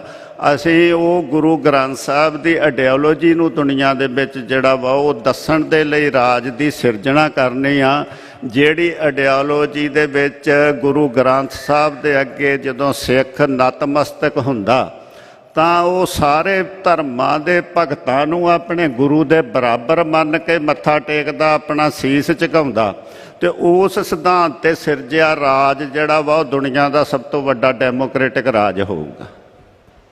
ਤੁਸੀਂ ਮੇਰੇ ਅਗਲੇ 2 ਸਵਾਲਾਂ ਦਾ ਜਵਾਬ ਵੀ ਪਹਿਲਾਂ ਹੀ ਦੇ ਦਿੱਤਾ ਹੈ। ਤੇ ਜਿੱਦਾਂ ਤੁਸੀਂ ਗੱਲ ਕੀਤੀ ਕਿ ਭਾਈ ਸਾਹਿਬ ਹੋਣਾ ਦਾ ਕਿ ਜਿਹੜਾ ਲੌਬਿੰਗ ਐਫਰਟਸ ਆ, ਜਿਹੜੇ ਹੁਣ ਆਪਾਂ ਅੱਜ ਵੀ ਗੱਲ ਕਰਦੇ ਹਾਂ ਪੱਛਮ ਦੇ ਵਿੱਚ ਹੈ ਨਾ, ਸਰਕਾਰਾਂ ਦੇ ਨਾਲ ਗੱਲਬਾਤ ਜਾਂ ਹੋਰ, ਉਹਨਾਂ ਨੇ ਉਸ ਵੇਲੇ ਵੀ ਜਾਰੀ ਰੱਖੀ ਜਦੋਂ ਜਿਸ ਵੇਲੇ ਆਪਣੀ ਕੌਮ ਇੱਕ ਫੁੱਲ ਫਲੈਜ ਲੜਾਈ ਲੜ ਰਹੀ ਸੀਗੀ, ਉਸ ਵੇਲੇ ਵੀ ਉਹ ਵਾਲਾ ਜਿਹੜਾ ਇੱਕ ਜ਼ਰੂਰੀ ਪੱਖ ਆ ਉਹਨੂੰ ਸਾਈਡ 'ਤੇ ਨਹੀਂ ਹੋਣ ਦਿੱਤਾ ਹੈ ਨਾ। ਅਤੇ ਦੂਸਰਾ ਭਾਈ ਸਾਹਿਬ ਜੀ, ਇੱਕ ਤੁਸੀਂ ਬਿੰਬ ਸਿਰਜਣ ਦੀ ਗੱਲ ਕਰਦੇ ਸੀਗੇ ਉਹਨਾਂ ਦੀ ਕਿ ਜਿਹੜੀ ਸ਼ਹਾਦਤ ਆ ਉਹਨੇ ਇੱਕ ਐਗਜ਼ਾਮਪਲ ਸੈੱਟ ਕੀਤੀ ਹੈ ਨਾ, ਕਿ ਸ਼ਹਾਦਤ ਦੀ ਲੋੜ ਹੁੰਦੀ ਆ ਕੌਮ ਨੂੰ ਹਲੂਣਾ ਦੇਣ ਦੇ ਲਈ। ਪਰ ਆਪਣੇ ਜਿੱਦਾਂ ਤੁਸੀਂ ਪਹਿਲਾਂ ਦੱਸਦੇ ਸੀਗੇ ਕਿ ਇੱਕ ਹੋਰ ਕੋਸ਼ਿਸ਼ ਕੀਤੀ ਜਾ ਰਹੀ ਆ ਕਿ ਉਹਨਾਂ ਨੂੰ ਇੱਕ ਬੇਪਰਵਾਹ ਲਾਪਰਵਾਹ ਕਿ ਤੁਸੀਂ ਬਿਆਨਬਾਜ਼ੀਆਂ ਦੇ ਕਰਕੇ ਸਾਰਾ ਕੁਝ ਹੋਇਆ ਜਾਂ ਐਵੇਂ ਹੋਇਆ। ਨਾਲੇ ਭਾਈ ਸਾਹਿਬ ਤੁਸੀਂ ਦੱਸਿਆ ਕਿ ਉਹ ਇੱਕ ਸਟ੍ਰੈਟੇਜਿਕ ਮੂਵ ਹੁੰਦੇ ਸੀਗੇ, ਉਹਨਾਂ ਦੇ ਗਿਣ ਮਿੱਥ ਕੇ ਉਹ ਚੱਲਦੇ ਹੁੰਦੇ ਸੀਗੇ। ਸੋ ਇਹ ਉਹਨਾਂ ਦੀ ਜਿਹੜੀ ਪ੍ਰਤਿਭਾ ਜਿਹੜੀ ਲਗਾਤਾਰ ਵੱਧ ਰਹੀ ਆ, ਉਹਨੂੰ ਘਟਾਉਣ ਦੀ ਇਹ ਇੱਕ ਕੁਝ ਹੀ ਸਾਜ਼ਿਸ਼ ਹੋ ਸਕਦੀ ਹੈ ਕਿ ਉਹਨਾਂ ਨੂੰ ਐਂ ਕਹਿਣਾ ਕਿ ਉਹ ਤਾਂ ਬਿਆਨਬਾਜ਼ੀਆਂ ਕਰਕੇ ਜਾਂ ਆਪ ਪੰਗੇ ਲੈ ਰਹੇ ਸੀਗੇ ਜਾਂ ਇੱਦਾਂ ਕਰ ਰਹੇ ਸੀਗੇ ਹੈ ਨਾ। ਬਿਲਕੁਲ। ਅਤੇ ਇਹਦਾ ਮਤਲਬ ਕੌਮ ਨੂੰ ਕਿਵੇਂ, ਵੈਸੇ ਤੁਸੀਂ ਕੱਲ੍ਹ ਵੀ ਜਵਾਬ ਦਿੱਤਾ ਸੀਗਾ ਇਸ ਚੀਜ਼ ਦਾ, ਪਰ ਇੱਕ ਸੰਖੇਪ ਜਿਹੇ ਇਹਦੇ ਵਿੱਚ ਕਿ ਆਪਾਂ ਅੱਜ ਜਿਹੜੀਆਂ ਨਵੀਆਂ ਸੰਗਤਾਂ ਆਈਆਂ ਉਹਨਾਂ ਨੂੰ ਕਿ ਉਹ ਇਸ ਚੀਜ਼ ਤੋਂ ਕਿਵੇਂ ਸੁਚੇਤ ਰਹਿਣ, ਕਿਵੇਂ ਉਹਨਾਂ ਨੂੰ ਘਟਾ ਕੇ ਪੇਸ਼ ਕਰਨ ਦੀ ਕੋਸ਼ਿਸ਼ ਕੀਤੀ ਜਾ ਰਹੀ ਆ, ਉਹਦੇ ਬਾਰੇ।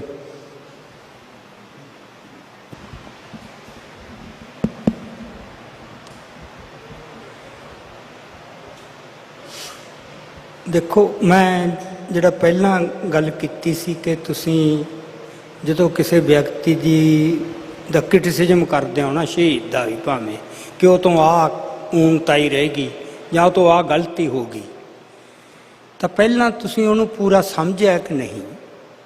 ਜਿਵੇਂ ਸੰਤ ਜਰਨੈਲ ਸਿੰਘ ਜੀ ਹੋਰਾਂ ਬਾਰੇ ਗੱਲ ਮਹਿਬੂਬ ਦੇ ਹਵਾਲੇ ਨਾਲ ਕੀਤੀ ਸੀ ਕਿ ਵੀ ਉਹਨੂੰ ਆਹ ਨਹੀਂ ਸੀ ਕਰਨਾ ਚਾਹੀਦਾ, ਉਹਨੂੰ ਆਹ ਨਹੀਂ ਸੀ ਕਰਨਾ ਚਾਹੀਦਾ, ਅਤੇ ਉਹ ਜਿਵੇਂ ਉਹਨੂੰ ਇੱਕ ਪੋਲੀਟੀਕਲ ਲੀਡਰ ਆਮ ਹੁੰਦੇ ਨੇ, ਜਿਵੇਂ ਉਹ ਉਸ ਤਰ੍ਹਾਂ ਜਦੋਂ ਤੁਸੀਂ ਦੇਖੋਗੇ ਫਿਰ ਤਾਂ ਕਮੀਆਂ ਬਹੁਤ ਸਾਰੀਆਂ ਕੱਢੀਆਂ ਜਾ ਸਕਦੀਆਂ। ਅਤੇ ਪਰ ਉਹ ਜਿਹੜੀ ਮੈਂ ਪਹਿਲਾਂ ਵੀ ਗੱਲ ਕੀਤੀ ਸੀ ਕਿ ਉਹ ਆਪਦੇ ਨਿਸ਼ਾਨਾ ਉਹਨਾਂ ਨੇ ਇੱਕ ਧਾਰ ਲਿਆ ਸੀ ਅਤੇ ਬੜੀ ਅਡੋਲਤਾ ਨਾਲ ਉੱਧਰ ਨੂੰ ਵਧੀ ਜਾ ਰਹੇ ਸੀਗੇ ਕਿ ਇੱਕ ਸ਼ਹਾਦਤ ਦਾ ਵੱਡਾ ਬਿੰਬ। ਉਹ ਮੇਰੀ ਪਹਿਲੀ ਗੱਲ ਥੋੜ੍ਹੀ ਜਿਹੀ ਅਧੂਰੀ ਰਹਿ ਗਈ ਸੀ ਕਿ ਜਦੋਂ ਉਹਨਾਂ ਨੇ ਦੇਖਿਆ ਨਾ ਕਿ ਕੌਮ 'ਚ ਪਤਨ ਕਿੰਨਾ ਆ ਚੁੱਕਿਆ, ਅਤੇ ਹੁਣ ਇਹਨਾਂ ਨੂੰ ਇਸ ਦੇ ਵਿੱਚੋਂ ਮੁੜ ਕੇ ਉਹ ਜਜ਼ਬਾ ਕਿਵੇਂ ਪੈਦਾ ਕਰੀਏ। ਉਹ ਨਾ ਕਿਸੇ ਲੇਖਾਂ ਨਾਲ ਹੋਣਾ ਸੀ, ਨਾ ਕਿਤਾਬਾਂ ਨਾਲ, ਨਾ ਭਾਸ਼ਣਾਂ ਨਾਲ।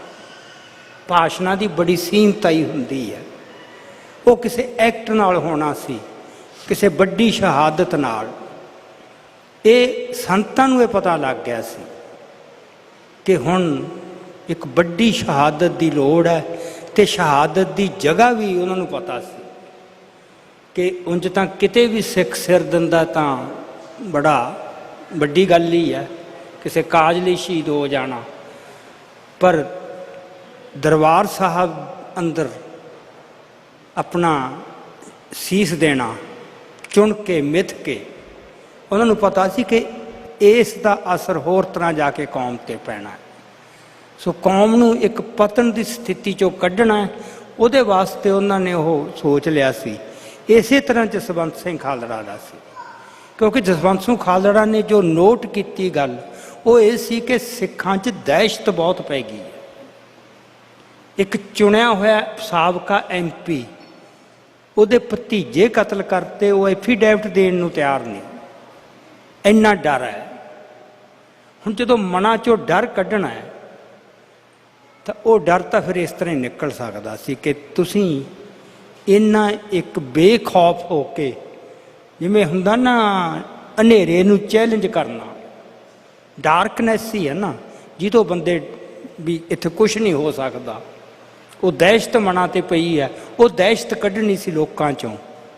ਸੋ ਉਹਦੇ ਵਿੱਚੋਂ ਫਿਰ ਇਹ ਜ਼ਰੂਰੀ ਸੀ ਵੰਗਾਰਨਾ ਵੀ, ਲਲਕਾਰਨਾ ਵੀ, ਅਤੇ ਫਿਰ ਮੁੜ ਕੇ ਸ਼ਹੀਦ ਹੋਣਾ।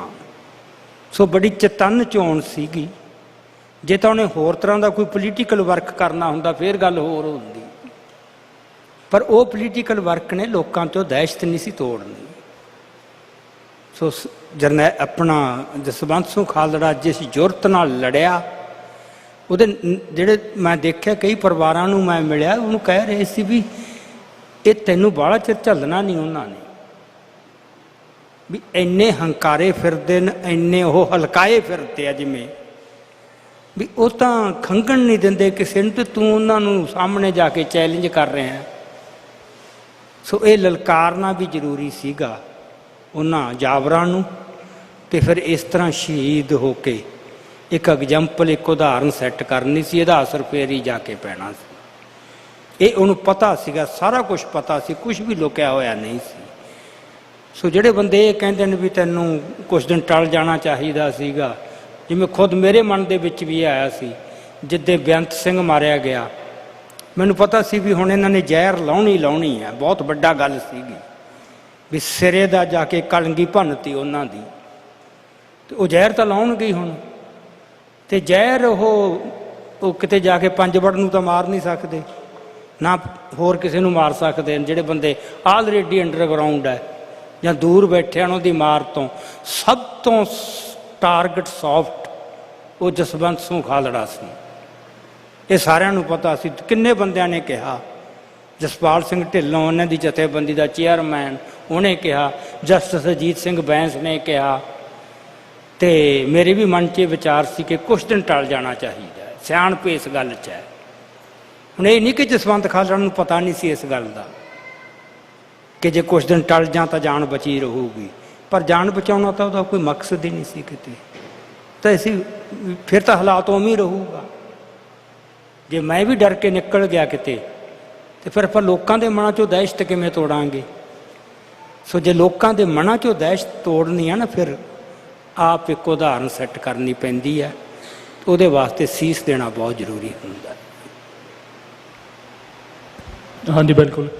ਇੱਕ ਜਿਹੜਾ ਤੁਸੀਂ ਪਹਿਲਾਂ ਵੀ ਇੱਕ ਜਿਹੜਾ ਪੁਆਇੰਟ ਰੱਖਿਆ ਸੀਗਾ ਮੋਹਰੇ ਕਿ ਚੱਲਦੇ ਰਹਿਣ ਬਾਰੇ, ਮੈਨੂੰ ਲੱਗਦਾ ਅੱਜ ਕੱਲ੍ਹ ਇੱਕ ਜਿਹੜੀ ਸਭ ਨੂੰ ਵੱਧ ਗੱਲ ਕਰਦੇ ਰਹਿੰਦੇ ਆ ਪਰ ਉਹ ਅੱਜ ਦੇ ਸਮੇਂ ਦੇ ਵਿੱਚ ਕਿ ਮਤਲਬ ਆਪਣਾ ਜਿਹੜਾ ਨੌਜਵਾਨ ਆ ਜਾਂ ਆਪਣੇ ਜਿਹੜੇ ਲੋਕ ਆ ਉਹਨੂੰ ਮਤਲਬ ਕਿਵੇਂ ਕੀ ਉਹਨਾਂ ਦੇ ਕੋਲੋਂ ਸਿੱਖ ਸਕਦੇ ਆ, ਕਿਉਂਕਿ ਉਹਨਾਂ ਨੇ ਉਸ ਵੇਲੇ ਸੰਘਰਸ਼ ਦੇ ਵਿੱਚ ਵੀ ਉਹਨਾਂ ਨੇ ਇਸ ਚੀਜ਼ ਦਾ ਬਹੁਤ ਪੁਰਚੋਰ ਇਹ ਚੀਜ਼ ਅੱਗੇ ਕਰਕੇ ਰੱਖੀ ਸੀਗੀ ਕਿ ਜਿਹੜੇ ਸਿਆਸਤ ਦੇ ਵਿੱਚ ਆਉਣਾ ਚਾਹੁੰਦੇ ਆ ਕਿ ਉਹਨਾਂ ਦੇ ਮਤਲਬ ਇੱਕ ਜੀਵਨ ਨਹੀਂ ਹੈਗੇ, ਤੇ ਇੱਕ ਉਹਨਾਂ ਦਾ ਜਿਹੜਾ ਇੱਕ ਮਨਸ਼ਾ ਆ ਉਹ ਇੱਕ ਪਾਵਰ ਨੂੰ ਹਥਿਆਉਣਾ ਆ ਕਿਸੇ ਵੀ ਚੀਜ਼ ਨੂੰ ਯੂਜ਼ ਕਰਕੇ, ਹੈ ਨਾ। ਪਰ ਉਹ ਹਾਲਾਤ ਅੱਜ ਵੀ ਉੱਦਾਂ ਦੇ ਹੀ ਨੇ, ਹੈ ਨਾ, ਹਰ ਪਾਸੇ। ਸੋ ਇਹ ਆਪਾਂ ਮਤਲਬ ਕੌਮ ਨੂੰ ਕੀ ਸੰਦੇਸ਼ ਹੋ ਸਕਦਾ ਹੈ, ਜਾਂ ਖਾਸ ਤੌਰ 'ਤੇ ਆਪਾਂ ਯੂਥ 'ਤੇ ਫੋਕਸ ਰੱਖੀਏ ਕਿ ਜਿਹੜੇ ਨਵੇਂ ਨੌਜਵਾਨ ਅੱਜ ਇੱਥੇ ਵੀ ਬੈਠੇ ਹੋਏ ਆ ਨਾ, ਉਹ ਉਹਨਾਂ ਦੇ ਕੋਲੋਂ ਕਿਹੜੀ ਚੀਜ਼ ਸਿੱਖ ਕੇ ਚੱਲਣ ਅੱਗੇ ਅਗਾਂਹ ਵੱਲ ਨੂੰ ਤੁਰਦੇ ਆ? ਮਾਈਕ। ਦੋ ਚੀਜ਼ਾਂ ਵਾ ਨੌਜਵਾਨਾਂ ਦੇ ਲਈ, ਇੱਕ ਤਾਂ ਸਿਆਸਤ 'ਚ ਆਉਣਾ ਜਾਂ ਕੌਮੀ ਲੜਾਈ ਲੜਨੀ। ਸਿਆਸਤ ਦੇ ਵਿੱਚ ਆਉਣ ਦੇ ਲਈ ਤਾਂ ਉਹੋ ਹੀ ਤੌਰ ਤਰੀਕੇ ਆ ਜੋ ਦੂਜੀਆਂ ਪਾਰਟੀਆਂ ਦੇ ਲੀਡਰ ਜਾਂ ਪੋਲੀਟੀਕਲ ਲੀਡਰ ਜਿਹੜੇ ਆ ਉਹ ਕਰਦੇ ਆ। ਜਿਹੜੀ ਇਹ ਕੌਮੀ ਸੰਘਰਸ਼ ਦੀ ਗੱਲ ਆ, ਇਹਦੇ ਵਿੱਚ ਆਉਣ ਤੋਂ ਪਹਿਲਾਂ ਮੈਂ ਸਮਝਦਾ ਵੀ ਤੁਹਾਨੂੰ ਆਪਣੇ ਟੀਚੇ ਦਾ ਪਤਾ ਹੋਣਾ ਚਾਹੀਦਾ ਵਾ ਵੀ ਅਸੀਂ ਇਸ ਚੀਜ਼ ਨੂੰ ਕਿੱਥੇ ਲਿਜਾਣਾ, ਤੇ ਫਿਰ ਉਹਦੇ ਬਾਰੇ ਆਉਣ ਵਾਲੀਆਂ ਪ੍ਰੋਬਲਮਾਂ ਦਾ ਵੀ ਤੁਹਾਨੂੰ ਪੂਰਾ ਗਿਆਨ ਹੋਣਾ ਚਾਹੀਦਾ ਵੀ ਸਾਡੇ ਰਾਹਾਂ ਦੇ ਵਿੱਚ ਕਿਹੜੀਆਂ ਮੁਸ਼ਕਲਾਂ ਆਉਂਦੀਆਂ ਨੇ, ਤੇ ਨਾਲ ਹੀ ਸਾਨੂੰ ਉਹਦੇ ਵਿੱਚੋਂ ਜਿਹੜਾ ਵਾ ਉਹ ਪਰਸਨਲੀ ਫਾਇਦਾ ਜਿਹੜਾ ਸੋਚਣਾ ਉਹ ਭੁੱਲਣਾ ਪਊਗਾ। ਉਹਦੇ ਵਿੱਚ ਤੁਹਾਨੂੰ ਘਰ ਵੀ ਤਿਆਗਣੇ ਪੈਂਦੇ ਆ, ਉਹਦੇ ਵਿੱਚ ਤੁਹਾਨੂੰ ਰੁਜ਼ਗਾਰ ਵੀ ਤਿਆਗਣੇ ਪੈਂਦੇ ਆ। ਇਹ ਸਰਦਾਰ ਜਸਵੰਤ ਸਿੰਘ ਖਾਲੜਾ ਨੇ ਆਪਣੀ ਜ਼ਿੰਦਗੀ ਦੇ ਵਿੱਚ ਕਰਕੇ ਦਿਖਾਇਆ। ਉਹਨਾਂ ਨੇ ਨੌਕਰੀਆਂ ਕੀਤੀਆਂ ਨੇ, ਪਰ ਜਿੱਥੇ ਨੌਕਰੀ ਉਹਨਾਂ ਦੇ ਕੰਮ ਦੇ ਵਿੱਚ ਅੜਿੱਕਾ ਆਈ ਆ, ਉਹਨਾਂ ਨੇ ਉਹ ਨੌਕਰੀ ਛੱਡ ਦਿੱਤੀ।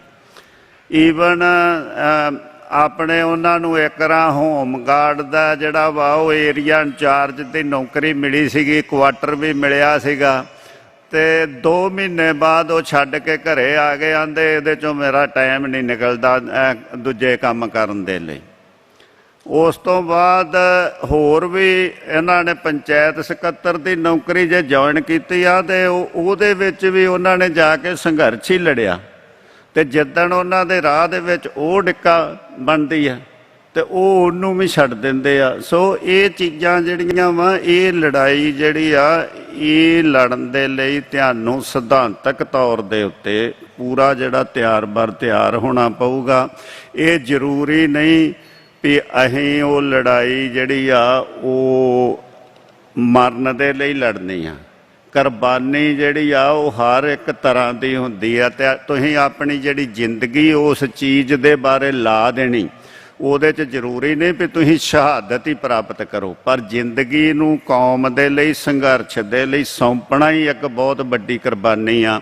ਤੇ ਉਹਦੇ 'ਚ ਆਪਣੇ ਸਾਰੇ ਜਿਹੜੇ ਸੁੱਖ ਆਰਾਮ ਜਿਹੜੇ ਆ ਛੱਡਣੇ, ਉਹ ਬਹੁਤ ਜ਼ਰੂਰੀ ਆ। ਸਰਦਾਰ ਜਸਵੰਤ ਸਿੰਘ ਖਾਲੜਾ ਨੇ ਇਹਨਾਂ ਸਾਰੀਆਂ ਚੀਜ਼ਾਂ ਨੂੰ, ਦੁਨਿਆਵੀ ਲਾਲਚਾਂ ਨੂੰ ਤਿਆਗ ਕੇ ਇਹ ਜਿਹੜਾ ਸੰਘਰਸ਼ ਲੜਿਆ। ਤੇ ਇਕੱਲਾ ਉਹਨਾਂ ਨੇ ਨਹੀਂ, ਜਿਹੜੇ ਉਹਨਾਂ ਦੇ ਨਾਲ ਦੇ ਕੰਮ ਕਰਨ ਵਾਲੇ ਹੀ, ਉਹਨਾਂ ਨੇ ਉਹਨਾਂ ਦੀ ਸਿਲੈਕਸ਼ਨ ਵੀ ਉਸੇ ਹਿਸਾਬ ਦੇ ਨਾਲ ਕੀਤੀ, ਕਿਉਂਕਿ ਸਰਦਾਰ ਜਸਵੰਤ ਸਿੰਘ ਖਾਲੜਾ ਦੇ ਚੁੱਕੇ ਜਾਣ ਤੋਂ ਬਾਅਦ ਇੱਕ ਬਹੁਤ ਵੱਡਾ ਚੈਲੰਜ ਆ ਗਿਆ ਸੀਗਾ ਵੀ ਕੀ ਕੀਤਾ ਜਾਵੇ। ਜੇ ਅੱਜ ਤੁਸੀਂ ਸਰਦਾਰ ਜਸਵੰਤ ਸਿੰਘ ਖਾਲੜਾ ਦੇ ਨਾਲ ਕੰਮ ਕਰਨ ਵਾਲਿਆਂ ਨੂੰ ਦੇਖੋਗੇ ਜਾਂ ਉਹਨਾਂ ਦੀਆਂ ਜ਼ਿੰਦਗੀਆਂ ਨੂੰ ਦੇਖੋਗੇ, ਪਹਿਲੀ ਤਾਂ ਗੱਲ, ਉਹ ਕੋਈ ਮੀਡੀਆ ਦੇ ਵਿੱਚ ਆਣ ਕੇ ਜਾਂ ਕੋਈ ਟੀਵੀ ਤੇ ਆਣ ਕੇ ਕਲੇਮ ਨਹੀਂ ਕਰਦਾ, ਤੁਹਾਨੂੰ ਦਿਸੂਗਾ ਵੀ ਅਸੀਂ ਆਹ ਕੀਤਾ। ਦੂਜੀ ਗੱਲ ਇਹ ਆ ਵੀ ਉਹਨਾਂ ਨੇ ਉਸ ਸਮੇਂ ਦੇ ਵਿੱਚ, ਜਦੋਂ ਸਰਦਾਰ ਜਸਵੰਤ ਸਿੰਘ ਖਾਲੜਾ ਦੇ ਚੁੱਕੇ ਜਾਣ ਤੋਂ ਬਾਅਦ ਦਹਿਸ਼ਤ ਇੰਨੀ ਜ਼ਿਆਦੀ ਸੀ ਵੀ ਕੋਈ ਵੀ ਜਿਹੜਾ ਉੱਥੇ ਬੋਲਣ ਨੂੰ ਤਿਆਰ ਨਹੀਂ ਸੀ। ਉਹਨਾਂ ਨੇ ਆਪਣੇ ਪਰਿਵਾਰਾਂ ਦੀ, ਆਪਣੇ ਘਰਾਂ ਦੀ, ਆਪਣੇ ਰੁਜ਼ਗਾਰਾਂ ਦੀ ਜਿਹੜੀ ਆ ਉਹ ਪਰਵਾਹ ਨਹੀਂ ਕੀਤੀ। ਤੇ ਉਹ ਸਰਦਾਰ ਜਸਵੰਤ ਸਿੰਘ ਖਾਲੜਾ ਦੇ ਰਸਤੇ ਨੂੰ ਵੀ ਨਹੀਂ ਛੱਡਿਆ, ਕਿਉਂਕਿ ਸਰਦਾਰ ਜਸਵੰਤ ਸਿੰਘ ਖਾਲੜਾ ਨੇ ਇਹ ਕਿਹਾ ਸੀਗਾ ਵੀ ਮੈਂ ਦੁਨੀਆ ਨੂੰ ਇਹ ਵਿਖਾਉਣਾ ਵਾ ਵੀ ਅੱਤਵਾਦੀ ਕੌਣ ਵਾ ਤੇ ਸੱਤਵਾਦੀ ਕੌਣ ਆ, ਤੇ ਵਿਖਾਉਣਾ ਵੀ ਇਹਨਾਂ ਦੇ ਸਿਸਟਮ ਦੇ ਥਰੂ ਆ, ਇਹਨਾਂ ਦੀਆਂ ਅਦਾਲਤਾਂ ਦੇ ਥਰੂ ਆ। ਤਾਂ ਉਹਨਾਂ ਨੇ, ਉਹਨਾਂ ਦੇ ਸਾਥੀਆਂ ਨੇ, ਉਹਨਾਂ ਦੇ ਚੁੱਕੇ ਜਾਣ ਤੋਂ ਬਾਅਦ ਉਸੇ ਭਾਰਤੀ ਕਾਨੂੰਨ ਨੂੰ ਦੁਨੀਆ ਦੇ ਸਾਹਮਣੇ ਨੰਗਿਆਂ ਕਰਨ ਦੇ ਲਈ 10 ਸਾਲ ਲੜਾਈ ਲੜੀ ਆ। ਤੇ ਲੜੀ ਵੀ ਸ਼ਾਂਤਮਈ ਤਰੀਕੇ ਨਾਲ, ਬਗੈਰ ਕਿਸੇ ਜਿਹੜਾ ਵਾ ਉਹ ਲੜਾਈ ਝਗੜੇ 'ਚ ਪੈਣ ਦੀ ਬਜਾਏ। ਤੇ ਇੱਕ ਦਿਨ ਇਹ ਆ ਗਿਆ ਸੀ, ਜਿਹੜੇ ਇਹ ਪੁਲਿਸ ਵਾਲੇ ਜੀਤ ਸਿੰਘ ਸੰਧੂ ਹੁਣੀ ਖਾਸ ਕਰਕੇ ਮਾਝੇ ਦੇ ਇਲਾਕੇ ਨੂੰ ਆਪਣੀ ਰਿਆਸਤ ਸਮਝਦੇ ਹੁੰਦੇ ਸੀਗੇ, ਉਹ ਸਰਦਾਰ ਜਸਵੰਤ ਸਿੰਘ ਖਾਲੜਿਆਂ ਦੇ ਵੱਲੋਂ ਲੜੀ ਜਾ ਰਹੀ ਉਸ ਲੜਾਈ ਤੋਂ ਘਬਰਾਉਂਦੇ ਦਿਨੇ ਘਰੋਂ ਨਹੀਂ ਸੀ ਨਿਕਲਦੇ, ਰਾਤ ਨੂੰ ਘਰੋਂ ਨਿਕਲਣੇ ਸ਼ੁਰੂ ਹੋ ਗਏ ਸੀਗੇ। ਸੋ ਇਹ ਚੀਜ਼ਾਂ ਤੁਹਾਨੂੰ ਜ਼ਿੰਦਗੀ ਦੇ ਵਿੱਚ ਜਿਹੜੀਆਂ ਸਿੱਖਣੀਆਂ ਪਊਗੀਆਂ। ਇਹ ਨਹੀਂ ਵੀ ਇੱਕੇ ਦਿਨ ਦੇ ਵਿੱਚ ਅਸੀਂ ਲੀਡਰ ਬਣ ਜਾਵਾਂਗੇ ਲਹਿਰ ਦੇ। ਸਰਦਾਰ ਜਸਵੰਤ ਸਿੰਘ ਖਾਲੜਾ ਨੂੰ ਇੱਥੋਂ ਤੱਕ ਪਹੁੰਚਣ ਦੇ ਵਿੱਚ 27 ਸਾਲ ਲੱਗੇ ਸੀਗੇ, ਵੱਖੋ ਵੱਖਰੇ ਸੰਘਰਸ਼ਾਂ 'ਚੋਂ। 27 ਸਾਲਾਂ 'ਚ ਪਤਾ ਨਹੀਂ ਕਿੰਨੀ ਵਾਰ ਉਹਨਾਂ ਨੂੰ ਜੇਲ੍ਹ ਜਾਣਾ ਪਿਆ ਸੀਗਾ। ਤੇ ਉਹਨਾਂ ਨੇ ਜਿਹੜਾ ਆਪਣਾ ਉਹ ਸਿਧਾਂਤਕ ਪੱਖ ਤੇ ਆਪਣਾ ਕਰੈਕਟਰ ਸਿਰਜਿਆ ਸੀ। ਮੈਂ 1980 ਤੇ 81 ਦੇ ਵਿੱਚ ਸਰਦਾਰ ਜਸਵੰਤ ਸਿੰਘ ਖਾਲੜਾ ਦੇ ਨਾਲ ਹੀ ਅੰਮ੍ਰਿਤਸਰ ਜੇਲ੍ਹ ਦੇ ਵਿੱਚ ਅਸੀਂ ਬੰਦ ਸੀਗੇ, ਉੱਥੇ ਐਜੀਟੇਸ਼ਨ ਦੇ ਸੰਬੰਧ ਦੇ ਵਿੱਚ। ਤੇ ਮੇਰੇ ਖਿਆਲ 200 ਪੋਲੀਟੀਕਲ ਕੈਦੀ ਉਦੋਂ ਹੁੰਦੇ ਸੀ, ਪਰ ਡਰ ਉਹਨਾਂ ਨੂੰ ਕਿਹਦੇ ਤੋਂ ਸੀਗਾ? ਇੱਕ ਇਕੱਲਾ ਸਰਦਾਰ ਜਸਵੰਤ ਸਿੰਘ ਖਾਲੜਾ ਹੀ, ਜਿਹਦੀ ਤਰੀਕ ਜਿਹੜੀ ਆ ਉਹ ਅੰਮ੍ਰਿਤਸਰ ਜੇਲ੍ਹ ਦੇ ਵਿੱਚ ਹੀ ਪੈਂਦੀ ਸੀ, ਮੈਜਿਸਟਰੇਟ ਉੱਥੇ ਆਣ ਕੇ, ਕਿਉਂਕਿ ਉਹਨਾਂ ਦੀ ਵਿਚਾਰਧਾਰਾ ਤੇ ਉਹਨਾਂ ਦੇ ਸਿਧਾਂਤਕ ਪੱਖ ਤੋਂ ਡਰਦੇ ਸੀ ਵੀ ਜੇ ਇਹਨੂੰ ਕਚਹਿਰੀ ਲੈ ਕੇ ਗਏ ਤੇ ਲੋਕ, ਉਹ ਪ੍ਰੈਸ ਦੇ ਸਾਹਮਣੇ ਪਤਾ ਨਹੀਂ ਕੀ ਕਹੂਗਾ। ਅੱਜ ਦੇਖੋ ਸਰਦਾਰ ਜਸਵੰਤ ਸਿੰਘ ਖਾਲੜਾ ਦੇ ਭਾਵੇਂ ਮਨੁੱਖੀ ਅਧਿਕਾਰ ਦੇ ਵਿਸ਼ੇ ਦੇ ਉੱਤੇ ਜਿਹੜੀ ਆ ਉਹ ਫਿਲਮ ਬਣੀ ਆ। ਅੱਜ ਸਿੱਖ ਉਹਨੂੰ 30 ਸਾਲਾਂ ਬਾਅਦ ਭਾਵੇਂ ਚੰਗੀ ਤਰ੍ਹਾਂ ਨਾ ਸਮਝ ਸਕੇ ਹੋਣ, ਪਰ ਸਾਡੇ ਦੁਸ਼ਮਣ ਉਸ ਦੀ ਲਾਈਨ ਨੂੰ ਚੰਗੀ ਤਰ੍ਹਾਂ ਸਮਝ ਚੁੱਕੇ ਆ। ਅੱਜ ਉਹ ਫਿਲਮ ਦੇ ਵਿੱਚ 127 ਕੱਟ ਲਾਉਣੇ ਸਰਦਾਰ ਜਸਵੰਤ ਸਿੰਘ ਖਾਲੜੇ ਦੇ ਨਾਂ ਤੋਂ ਹੀ ਡਰਨਾ ਵੀ ਉਹ ਪਬਲਿਕ ਦੇ ਵਿੱਚ ਨਾ ਜਾਵੇ। ਇਹ ਸਾਰੀਆਂ ਚੀਜ਼ਾਂ ਜਿਹੜੀਆਂ ਸਰਦਾਰ ਜਸਵੰਤ ਸਿੰਘ ਖਾਲੜਾ ਦੀ ਸਿਧਾਂਤਕ ਸੋਚ ਨੂੰ ਜਿਹੜੀਆਂ ਵਾ ਦਰਸਾਉਂਦੀਆਂ, ਤੇ ਉਹ ਉਸ ਸੰਘਰਸ਼ ਪ੍ਰਤੀ ਕਿੰਨਾ ਉਹਨੇ ਕੰਮ ਕੀਤਾ, ਕਿੰਨਾ ਉਹਨੇ ਉਹਨੂੰ ਵਿਚਾਰਿਆ ਤੇ ਕਿੰਨਾ ਉਹਦੀ ਸਮਝ ਸੀਗੀ, ਉਹ ਸਾਰੀਆਂ ਚੀਜ਼ਾਂ ਨੂੰ ਦਰਸਾਉਂਦੀਆਂ। ਸੋ ਨੌਜਵਾਨਾਂ ਨੂੰ ਵੀ ਇਹੋ ਅਪੀਲ ਆ ਵੀ ਇੱਕ ਹੋਰ ਗੱਲ ਆ ਵੀ ਪਿਛਲੇ ਸਮੇਂ ਦੇ ਵਿੱਚ ਸੰਘਰਸ਼ ਲੜਨ ਵਾਲਿਆਂ ਕੋਲ ਸਾਡੇ ਸਿੱਖ ਸੰਘਰਸ਼ ਦਾ, ਮੌਜੂਦਾ ਸਿੱਖ ਸੰਘਰਸ਼ ਦਾ ਇਤਿਹਾਸ ਨਹੀਂ ਸੀ। ਤੁਹਾਡੇ ਕੋਲ ਪਿਛਲੇ 40 ਸਾਲਾਂ ਦਾ ਸਾਰਾ ਇਤਿਹਾਸ ਜਿਹੜਾ ਵਾ ਉਹ ਕਿਤਾਬਾਂ ਦੇ ਰੂਪ ਦੇ ਵਿੱਚ ਪਿਆ। ਸਰਦਾਰ ਅਜਮੇਰ ਸਿੰਘ ਹੁਣਾਂ ਨੇ, ਹੋਰ ਲੇਖਕਾਂ ਨੇ ਬਹੁਤ ਮਿਹਨਤ ਕਰਕੇ ਲਿਖਿਆ ਵਾ। ਉਹਨੂੰ ਪਹਿਲੋਂ ਪੜ੍ਹਨਾ ਬਹੁਤ ਜ਼ਰੂਰੀ ਆ, ਉਹਨੂੰ ਸਮਝਣਾ ਬਹੁਤ ਜ਼ਰੂਰੀ ਆ, ਅਤੇ ਤਾਂ ਹੀ ਅਸੀਂ ਦੁਨੀਆ ਪੱਧਰ ਦੇ ਉੱਤੇ ਜਿਹੜਾ ਵਾ ਉਹ ਆਪਣੀ ਇਸ ਗੱਲ ਨੂੰ ਰੱਖ ਸਕਾਂਗੇ। ਨਹੀਂ, ਹਾਂਜੀ ਬਿਲਕੁਲ। ਤੇ ਭਾਈ ਸਾਹਿਬ ਜੀ ਇੱਕ ਹੋਰ ਸਵਾਲ ਸੀਗਾ ਕਿ ਮਤਲਬ ਭਾਈ ਸਾਹਿਬ ਦੀ ਆਵਾਜ਼ ਹਜੇ ਵੀ ਟਰੈਵਲ ਕਰਦੀ ਆ, ਉਹਨਾਂ ਦੀਆਂ ਸਪੀਚਾਂ ਹਜੇ ਵੀ ਸੋਸ਼ਲ ਮੀਡੀਆ ਦੇ ਉੱਤੇ ਅੱਗੇ ਨਾਲੋਂ ਵੀ ਕਿਤੇ ਵੱਧ ਮਤਲਬ ਸੰਗਤ ਸੁਣ ਰਹੀ ਆ, ਨੌਜਵਾਨ ਸੁਣ ਰਹੇ ਆ, ਗਾਂਹ ਤੋਂ ਗਾਂਹ ਗੱਲ ਚੱਲ ਰਹੀ ਆ। ਅਤੇ ਹੁਣ ਆਪਾਂ ਹੁਣ ਗੱਲ ਕਰਕੇ ਹਟੇ ਹਾਂ ਕਿ ਜਿੱਦਾਂ ਹੁਣ ਸਕੂਲ ਵੀ ਖੁੱਲ੍ਹ ਰਹੇ ਆ ਵੈਸਟ ਦੇ ਵਿੱਚ, ਹੁਣ ਤੁਹਾਡੀ ਕਿਤਾਬ ਦਾ ਤਰਜਮਾ, ਅਤੇ ਅੰਬੜੀ ਸ਼ੋਰ ਆਉਣ ਵਾਲੇ ਟਾਈਮ ਦੇ ਵਿੱਚ ਇੱਥੋਂ ਕਾਲਜਾਂ ਯੂਨੀਵਰਸਿਟੀਆਂ ਦੇ ਵਿੱਚ ਵੀ ਮਤਲਬ ਉਹਨਾਂ ਨੂੰ ਪੜ੍ਹਾਇਆ ਜਾਊਗਾ ਜਾਂ ਉਹਨਾਂ ਦੀ ਜਿਹੜੀ ਸਾਰੀ ਲੈਗੇਸੀ ਆ ਡਿਸਕਸ ਹੋਊਗੀ। ਪਰ ਐਟ ਅ ਸੇਮ ਟਾਈਮ ਜਿਹੜੀ ਉੱਥੋਂ ਦੀ ਮਤਲਬ ਹਿੰਦੂ ਹਕੂਮਤ ਆ ਹਿੰਦੁਸਤਾਨ ਦੀ, ਉਹ ਵੀ ਕੋਸ਼ਿਸ਼ ਕਰੂਗੀ ਕਿ ਜੇ ਉਹ ਇਹਨਾਂ ਦੀ ਇਮੇਜ ਦੇ ਉੱਤੇ ਮਤਲਬ ਉਹਨਾਂ ਨੂੰ ਕਲੰਕ ਨਹੀਂ ਲਾ ਸਕਦੇ ਤਾਂ ਓਬੀਅਸਲੀ ਉਹਨਾਂ ਨੂੰ ਕੈਪਚਰ ਕਰਨ ਦੀ ਕੋਸ਼ਿਸ਼ ਕਰਨਗੇ, ਹੈ ਨਾ। ਵੈਸੇ ਆਮ ਤੌਰ 'ਤੇ ਇੱਕ ਗੱਲ ਇਹ ਵੀ ਪ੍ਰਚਲਿਤ ਆ ਕਿ ਸ਼ਾਇਦ ਜਿਹੜੀ ਫਿਲਮ ਆ ਉਹ ਵੀ ਇਸ ਚੀਜ਼ ਦਾ ਅਟੈਂਪਟ ਹੋ ਸਕਦੀ ਆ, ਪਰ ਬਹੁਤੇ ਲੋਕ ਕਹਿੰਦੇ ਆ ਕਿ ਨਹੀਂ, ਉਹ ਚੀਜ਼ ਨਹੀਂ ਹੈਗੀ।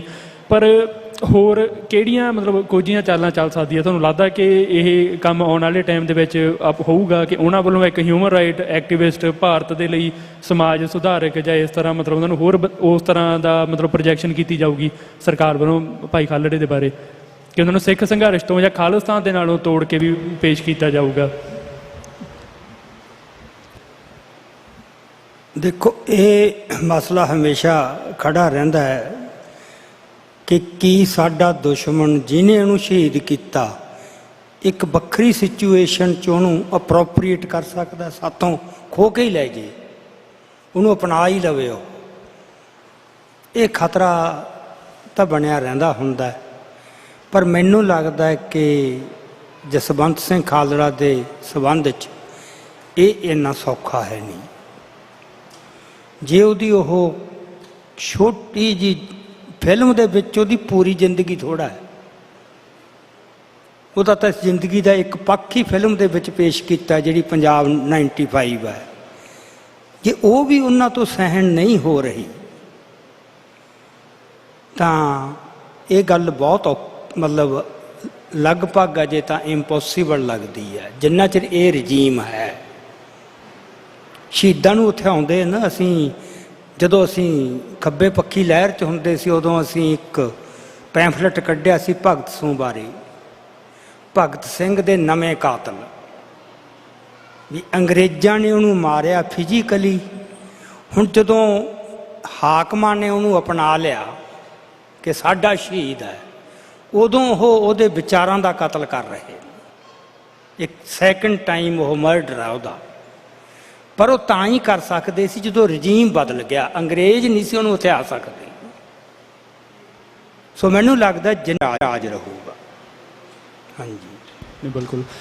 ਇੱਕ ਜਿੱਦਾਂ ਅਰੁੰਧਤੀ ਰੋਏ ਦਾ ਨਾਵਲ ਆ ਗੋਡ ਆਫ ਸਮਾਲ ਥਿੰਗਸ, ਕਹਿੰਦੇ ਜਦੋਂ ਹਾਲੀਵੁੱਡ ਦੀ ਟੀਮ ਉਹਨਾਂ ਦੇ ਕੋਲ ਪਹੁੰਚੀ ਕਿ ਅਸੀਂ ਇਹਦੇ ਉੱਤੇ ਕੋਈ ਫਿਲਮ ਬਣਾਉਣੀ ਚਾਹੁੰਦੇ ਹਾਂ, ਤਾਂ ਉਹਨੇ ਇਹ ਕਹਿ ਕੇ ਮਨਾ ਕਰਤਾ ਕਿ ਤੁਸੀਂ ਮੇਰੇ ਜਿਹੜੇ ਨਾਇਕ ਆ ਉਹਨਾਂ ਦੇ ਨਾਲ ਇਨਸਾਫ ਨਹੀਂ ਕਰ ਸਕਦੇ।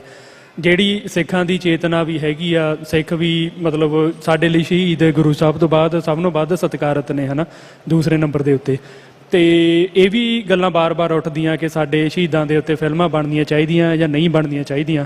ਸੋ ਜਿਹੜੀ ਹੁਣ ਰੀਸੈਂਟ ਫਿਲਮ ਵੀ ਹੈਗੀ ਆ, ਉਹਦੇ ਬਾਰੇ ਤੁਹਾਡੇ ਕੀ ਵਿਚਾਰ ਆ ਕਿ ਜਿਹੜੀ ਸਿੱਖਾਂ ਦੀ ਜਿੱਦਾਂ ਹੁਣ 4 ਸਾਹਿਬਜ਼ਾਦਿਆਂ ਤੋਂ ਗੱਲ ਤੁਰੀ ਸੀਗੀ, ਉਹਨਾਂ ਨੇ ਬਾਬਾ ਬੰਦਾ ਸਿੰਘ ਬਹਾਦਰ 'ਤੇ ਵੀ ਬਣਾਤੀ, ਗੁਰੂ ਨਾਨਕ ਮਹਾਰਾਜ ਦੇ ਉੱਤੇ ਵੀ ਉਹਨਾਂ ਨੇ ਬਣਾਤੀ, ਉਹ ਮਤਲਬ ਰੁਕਦੇ ਨਹੀਂ, ਚੱਲਦੇ ਹੀ ਜਾ ਰਹੇ ਆ।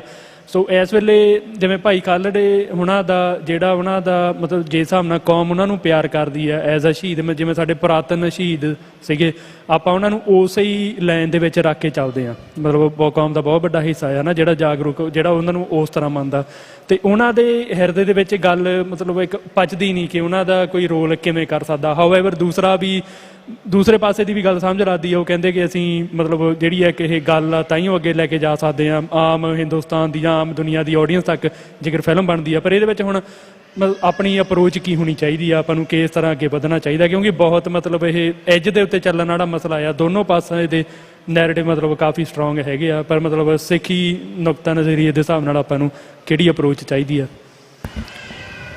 ਦੇਖੋ, ਮੇਰੇ ਖਿਆਲ ਜਿਹੜੀ ਸਿੱਖਾਂ ਦੀ ਇੱਕ ਪ੍ਰਿੰਸੀਪਲਡ ਪੋਜੀਸ਼ਨ ਹੈ, ਜਿਹੜੀ ਸਰਬ ਪ੍ਰਵਾਨਤਾ ਸਾਰੀ ਕੌਮ ਦੇ ਵਿੱਚ ਆਲਮੋਸਟ, ਉਹ ਤਾਂ 100 ਸਾਲ ਪਹਿਲਾਂ ਤੈਅ ਹੋ ਗਈ ਸੀ। SGPC ਨੇ ਜਦੋਂ ਇਹ ਪ੍ਰੋਬਲਮ ਆਈ ਕਿ ਸਿੱਖ ਗੁਰੂਆਂ ਉੱਤੇ ਵੀ ਕੋਈ ਫਿਲਮ ਬਣ ਸਕਦੀ ਹੈ ਜਾਂ ਬਣਾਉਣ ਦੇ ਯਤਨ ਅਗਲੇ ਕਰਦੇ ਆ, ਵਪਾਰੀ ਲੋਕ ਹੁੰਦੇ ਆ, ਜਿੱਥੋਂ ਉਹਨਾਂ ਨੂੰ ਵੱਧ ਮੁਨਾਫਾ ਲੱਗਦਾ ਹੈ ਤੇ ਉਹ ਫਿਲਮ ਬਣਾਉਂਦੇ ਨੇ, ਉਦੋਂ ਇੱਕ ਕੌਮ ਨੇ ਡਿਸਕਸ ਕਰਕੇ ਇਸ ਮਸਲੇ ਨੂੰ ਇੱਕ ਪੋਜੀਸ਼ਨ ਆਪਦੀ ਸਪਸ਼ਟ ਕਰਤੀ ਸੀ, ਜਿਹਦੇ 'ਚੋਂ ਇਹ ਸੀ ਕਿ ਕਿਸੇ ਵੀ ਗੁਰੂ ਸਾਹਿਬਾਨ ਤੇ, ਗੁਰੂ ਪਰਿਵਾਰ ਤੇ ਜਿਹੜੇ ਗੁਰੂ ਕਾਲ ਦੇ ਵਿੱਚ ਸ਼ਹੀਦ ਹੋਏ ਸਿੰਘ ਹੈ, ਜਿਹੜੇ ਸਾਡੀ ਅਰਦਾਸ ਦੇ ਵਿੱਚ ਸ਼ਾਮਲ ਹੋ ਗਏ ਨੇ, ਦ੍ਰਿਸ਼ਟਾਂਤਯੋਗ ਸ਼ਹੀਦ ਸਾਡੇ, ਜਿਹੜੇ ਇੱਕ ਦ੍ਰਿਸ਼ਟਾਂਤ ਬਣ ਗਏ, ਉਹਨਾਂ ਨੂੰ ਫਿਲਮੀ ਪਰਦੇ ਉੱਤੇ ਤੇ ਨਹੀਂ ਲਿਆਉਣਾ ਚਾਹੀਦਾ, ਕਿਉਂਕਿ ਲਿਆਂਦਾ ਹੀ ਨਹੀਂ ਜਾ ਸਕਦਾ। ਹੁਣ ਗੁਰੂਆਂ ਨੂੰ ਬੰਦਾ, ਜਿਵੇਂ ਕਹਿੰਦਾ, ਉਹ ਤਾਂ ਕਲਪਨਾ ਨਾ ਤੁਹਾਡੀ ਵੀ ਇਹੋ ਜਿਹਾ ਹੋਊ, ਗੁਰੂ ਸਾਹਿਬਜ਼ਾਦੇ ਵੀ ਇਸ ਤਰ੍ਹਾਂ ਦੇ ਹੋਣਗੇ। ਹੁਣ ਆਮ ਬੰਦਾ ਕਿਵੇਂ ਕਲਪਨਾ ਕਰ ਸਕਦਾ? ਕਿਹਦੀ ਕਲਪਨਾ 'ਚ ਐਡਾ ਜ਼ੋਰ ਹੈ ਵੀ ਉਹ ਜਾ ਕੇ ਉਹਨੂੰ ਬੁੱਝ ਸਕੇ ਕਿਹੋ ਜਿਹਾ ਸੀ ਸਾਡਾ ਗੁਰੂ। ਇਸ ਕਰਕੇ ਜਦੋਂ ਪਹਿਲਾ ਚਿੱਤਰ ਬਣਿਆ ਗੁਰੂ ਨਾਨਕ ਦੇਵ ਜੀ ਦਾ 500 ਸਾਲਾ, ਜਦੋਂ ਉਹਨਾਂ ਦਾ ਪ੍ਰਕਾਸ਼ ਉਤਸਵ ਸੀ 1969 'ਚ, ਤਾਂ SGPC ਨੇ ਸੋਭਾ ਸਿੰਘ, ਜਿਹੜਾ ਉਸ ਮੌਕੇ ਸਾਡਾ ਸਭ ਤੋਂ ਵੱਡਾ ਚਿੱਤਰਕਾਰ ਸੀ, ਉਹਨੂੰ ਇਹ ਕਾਰਜ ਸੌਂਪਿਆ ਕਿ ਗੁਰੂ ਨਾਨਕ ਸਾਹਿਬ ਦਾ ਇੱਕ ਤਸਵੀਰ ਬਣਾ। ਉਹਨੇ ਤਸਵੀਰ ਬਣਾਈ ਤੇ ਤਸਵੀਰ ਬਣਾ ਕੇ ਉਹਦਾ ਉਹ ਉਦਘਾਟਨ ਕਰਵਾਉਣਾ ਚਾਹੁੰਦਾ ਸੀ।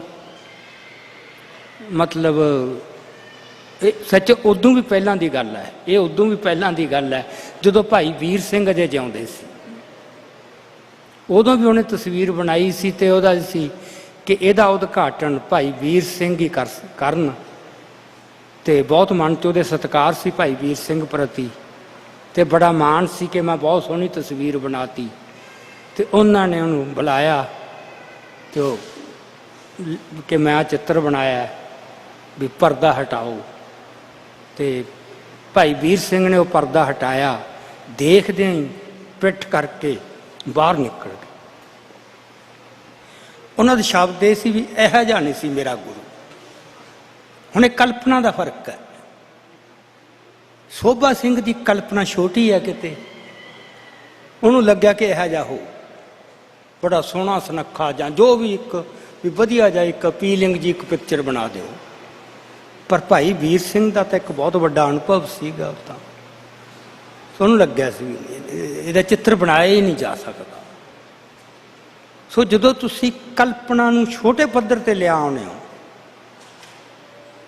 ਤੇ ਉਹਨੂੰ ਕਹੋ ਵੀ ਆਹ ਹੈ ਗੁਰੂ ਦੀ ਤਸਵੀਰ, ਤੇ ਲੋਕ ਫਿਰ ਉਹਨੂੰ ਦੇਖ ਕੇ ਉਹਦੀ ਇੱਕ ਆਪਦੀ ਕਲਪਨਾ ਨੂੰ ਢਾਲ ਲੱਗ ਜਾਂਦੇ। ਇਹ ਬਹੁਤ ਵੱਡਾ ਨੁਕਸਾਨ ਹੁੰਦਾ ਹੈ।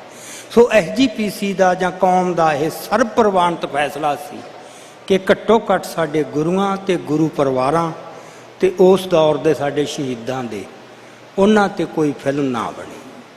ਵੈਸੇ ਬਣਨੇ ਤਾਂ ਚਿੱਤਰ ਵੀ ਨਹੀਂ ਚਾਹੀਦੇ ਸੀ, ਚਿੱਤਰਾਂ ਨਾਲ ਵੀ ਗੜਬੜ ਹੋਈ ਹੈ। ਇਸ ਪੱਖੋਂ ਮੁਸਲਮਾਨ ਸਾਡੇ ਨਾਲ ਤਕੜੇ ਰਹੇ, ਉਹਨਾਂ ਨੇ ਕੰਪਰੋਮਾਈਜ਼ ਨਹੀਂ ਕੀਤਾ ਇਸ ਗੱਲ ਦੇ ਉੱਤੇ ਵੀ ਇੱਕ ਤੁਸੀਂ ਰੱਬ ਨੂੰ ਕਿਵੇਂ, ਮਤਲਬ ਵੀ ਜੋ ਪੈਗੰਬਰ ਹੈ ਉਹਨੂੰ ਤੁਸੀਂ ਕਿਵੇਂ, ਮਤਲਬ ਉਹਦੀ ਕਲਪਨਾ ਕਰਕੇ ਵੀ ਉਹਦੀਆਂ ਤਸਵੀਰਾਂ ਜਾਂ ਲਕੀਰਾਂ ਵਾਹ ਕੇ ਕਿ ਉਹ ਇਹੋ ਜਿਹਾ ਸੀਗਾ, ਉਹ ਕਿਵੇਂ ਕੀਤਾ ਜਾ ਸਕਦਾ। ਇਹਦੇ ਨਾਲ ਸਾਨੂੰ ਨੁਕਸਾਨ ਹੋਇਆ, ਢਾਹ ਲੱਗਿਆ ਸਾਨੂੰ ਇਸ ਗੱਲ ਦਾ। ਸੋ ਇਹ ਸਾਡੀ ਪੋਜੀਸ਼ਨ ਸੀ ਫਿਲਮਾਂ ਬਾਰੇ ਕਿ ਘੱਟੋ ਘੱਟ ਆਹ ਤਾਂ ਰੋਕੋ ਨਾ।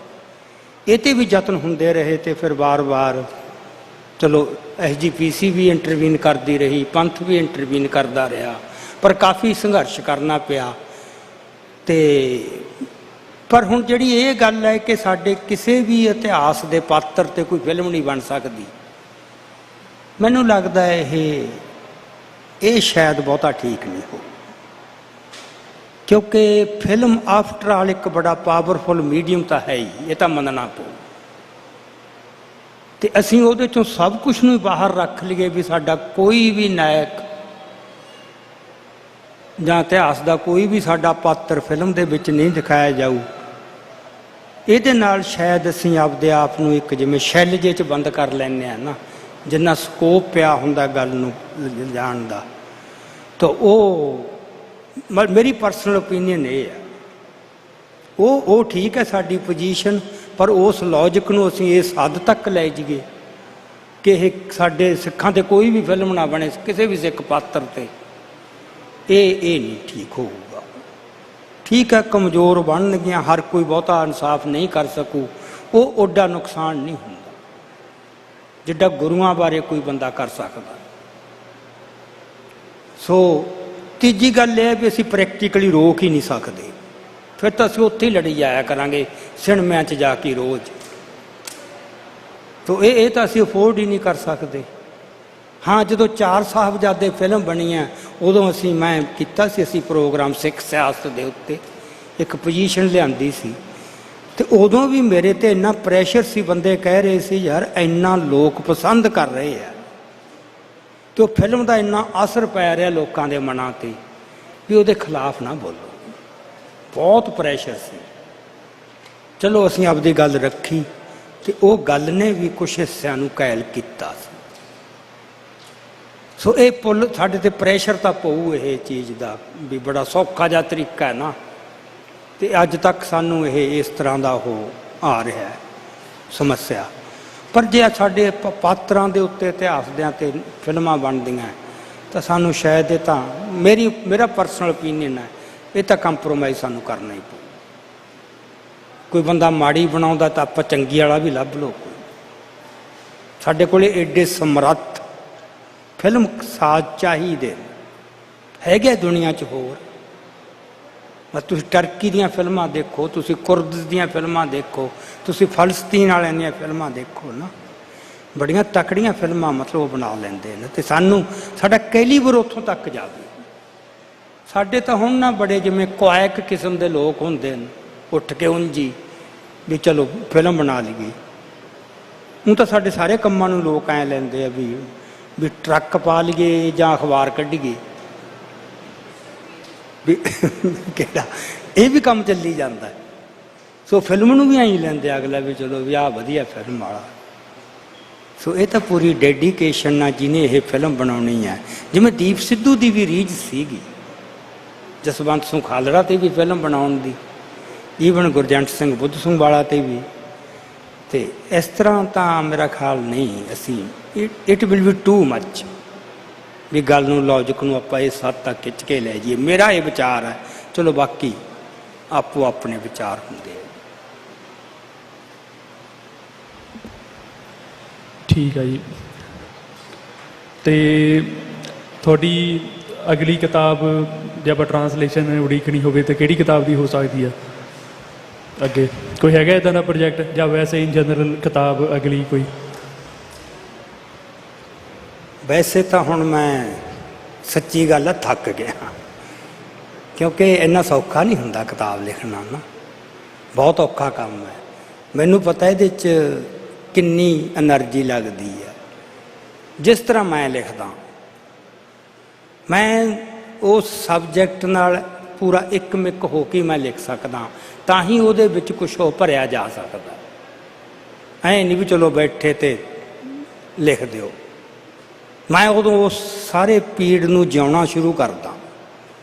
ਮੈਨੂੰ ਪਤਾ ਜਦੋਂ ਅਣਚਿਤ ਵਿਆਕਹਿਰ ਕਿਤਾਬ ਮੈਂ ਲਿਖੀ ਹੈ, ਮਤਲਬ ਜਿਵੇਂ ਇੱਕ ਐਡੀ ਤੁਹਾਨੂੰ ਬਾਰ-ਬਾਰ ਉਹ ਦੌਰ 'ਚੋਂ ਨਿਕਲਣਾ ਪੈਂਦਾ, ਐਡੀ ਪੇਨ 'ਚੋਂ, ਅਤੇ ਕਿੰਨੀ ਕੁ ਝੱਲ ਸਕਦਾ ਬੰਦਾ। ਅਤੇ ਮੇਰੇ ਕਿੰਨੇ 3 ਸਾਲ ਲੱਗ ਗਏ ਸੀ ਉੱਤੇ, ਅਤੇ ਅਖੀਰ ਨੂੰ ਜਿਹੜੀ ਫੈਮਿਲੀ ਤੁਹਾਡੇ ਨਾਲ ਬੰਦੇ ਰਹਿੰਦੇ ਨੇ ਨੇੜੇ, ਉਹ ਵੀ ਅੱਕ ਜਾਂਦੇ ਵੀ ਤੇਰਾ ਕੰਮ ਮੁੱਕੂ ਵੀ ਕਦੇ, ਕਿਉਂਕਿ ਮੈਨੂੰ ਡਿਸਟਰਬ ਨਾ ਕਰੋ, ਮੈਨੂੰ ਛੇੜੋ ਨਾ, ਮੇਰੇ ਨੇੜੇ ਨਾ ਆਓ, ਹੈ ਨਾ। ਇਹ ਹੁਣ ਜਾਂ ਤਾਂ ਉਜਾੜ 'ਚ ਜੰਗਲ 'ਚ ਜਾ ਕੇ ਤਾਂ ਬਹਿ ਕੇ ਹੋਣਾ ਨਹੀਂ। ਇਹ ਮੈਨੂੰ ਬੜੀਆਂ ਜੈਨੂਅਨ ਪ੍ਰੋਬਲਮਸ ਆਈਆਂ। ਮੈਨੂੰ ਇਹ ਵੀ ਮੈਨੂੰ ਨਾ ਉਹ ਸੁਰਤ ਇੱਕ ਵਾਰ ਉੱਥੇ ਇਕਾਗਰ ਹੋਵੇ ਅਤੇ ਬਾਕੀ ਜਿਹੜੀਆਂ ਗੱਲਾਂ ਦੂਜੀਆਂ ਉਹਦੇ ਵਿੱਚ ਆ ਕੇ ਵਿਘਨ ਪਾਉਂਦੀਆਂ। ਸੋ ਮੈਥੋਂ ਕਿਤਾਬ ਐ, ਮੈਂ ਜਦੋਂ ਸਰਾਬੇ ਵਾਲੀ ਕਿਤਾਬ ਲਿਖੀ ਆ, ਮੈਂ ਸਰਾਬੇ ਨੂੰ ਜਿਉਂ ਰਿਹਾ ਸੀ ਵੀ ਕਿਵੇਂ ਜੇ ਉਹ ਗਿਆ ਹੁਸ਼ਾਉਣੀ 'ਚ ਕਿਵੇਂ ਉਹਨੇ ਬੰਦਿਆਂ ਨਾਲ ਗੱਲਾਂ ਕੀਤੀਆਂ ਹੋਣਗੀਆਂ, ਕਿਵੇਂ ਵਿਚਰਦਾ ਹੋਊ, ਉਹ ਪੂਰਾ ਉਸ ਤਰ੍ਹਾਂ ਦਾ ਮਤਲਬ ਸੀਗਾ। ਸੋ ਮੈਥੋਂ ਐਵੇਂ ਲਿਖਣ ਵਾਸਤੇ ਵੀ ਆਪਾਂ ਲਿਖ ਦਈਏ, ਉਹ ਮੈਥੋਂ ਲਿਖਿਆ ਨਹੀਂ ਜਾਂਦਾ। ਅਤੇ ਹੁਣ ਕਾਫੀ ਹੋ ਗਈਆਂ ਕਿਤਾਬਾਂ ਮੇਰਾ ਖਿਆਲ ਇੱਕ ਲਾਈਫ ਟਾਈਮ 'ਚ, ਅਤੇ ਇੱਕ ਉਮਰ ਦਾ ਵੀ ਫਰਕ ਪੈਂਦਾ, ਉਹ ਸਟੈਮਨਾ ਵੀ ਨਹੀਂ ਰਹਿੰਦਾ। ਅਤੇ ਉਂਝ ਲੋਕਾਂ ਦੀ ਮੰਗ ਇੱਕ ਹੈ ਬਹੁਤ ਕਿ ਦੀਪ ਸਿੱਧੂ 'ਤੇ ਉਹੀ ਗੱਲ ਨਾਇਕ ਵਾਲੀ ਚਾਹੁੰਦੇ ਨੇ, ਮਤਲਬ ਵੀ ਯਾਰ ਦੀਪ ਸਿੱਧੂ ਨਾਲ ਪਿਆਰ ਤਾਂ ਹੈ ਬਹੁਤ ਜ਼ਿਆਦਾ ਵੀ, ਪਰ ਉਹਦੇ 'ਤੇ ਇੱਕ ਇਹੋ ਜਿਹੀ ਕਿਤਾਬ ਆ ਜਾਏ ਜਿੱਥੋਂ ਉਹਦਾ ਵੀ ਇੱਕ ਅਸਲੀ ਬਿੰਬ ਉੱਭਰੇ ਬੰਦੇ ਦਾ। ਇਹ ਮੇਰੇ 'ਤੇ ਪ੍ਰੈਸ਼ਰ ਹੈਗਾ, ਮੋਰਲ ਪ੍ਰੈਸ਼ਰ। ਮੈਨੂੰ ਵੀ ਲੱਗਦਾ ਵੀ ਲਿਖਣਾ ਹੈ, ਚਾਹੀਦਾ ਹੈ, ਹੀ ਡਿਜ਼ਰਵਜ਼ ਇਟ। ਉਹਦੇ ਨਾਲ ਜਿੰਨਾ ਬੇਇਨਸਾਫੀ ਹੋਈ ਹੈ, ਅਤੇ ਵੀ ਉਹਦਾ ਕਿਤੇ ਨਾ ਕਿਤੇ ਕੋਈ ਵਿਆਖਿਆ, ਤੇ ਉਹ ਗੱਲ ਜਿਵੇਂ ਉਹਨੇ ਝੱਲਿਆ ਜੋ ਕੁਛ, ਮੈਂ ਉਹ ਦੌਰ 'ਚ ਉਹਨੂੰ ਦੇਖਿਆ। ਮੇਰਾ ਖਿਆਲ ਇੰਨੀ ਬੇਇਨਸਾਫੀ, ਜਿਉਂਦੇ ਜੀ ਕਿਸੇ ਬੰਦੇ ਨੂੰ ਜਿਵਾ ਕਰਨਾ, ਇਹ ਉਹਨੂੰ ਹੋਇਆ।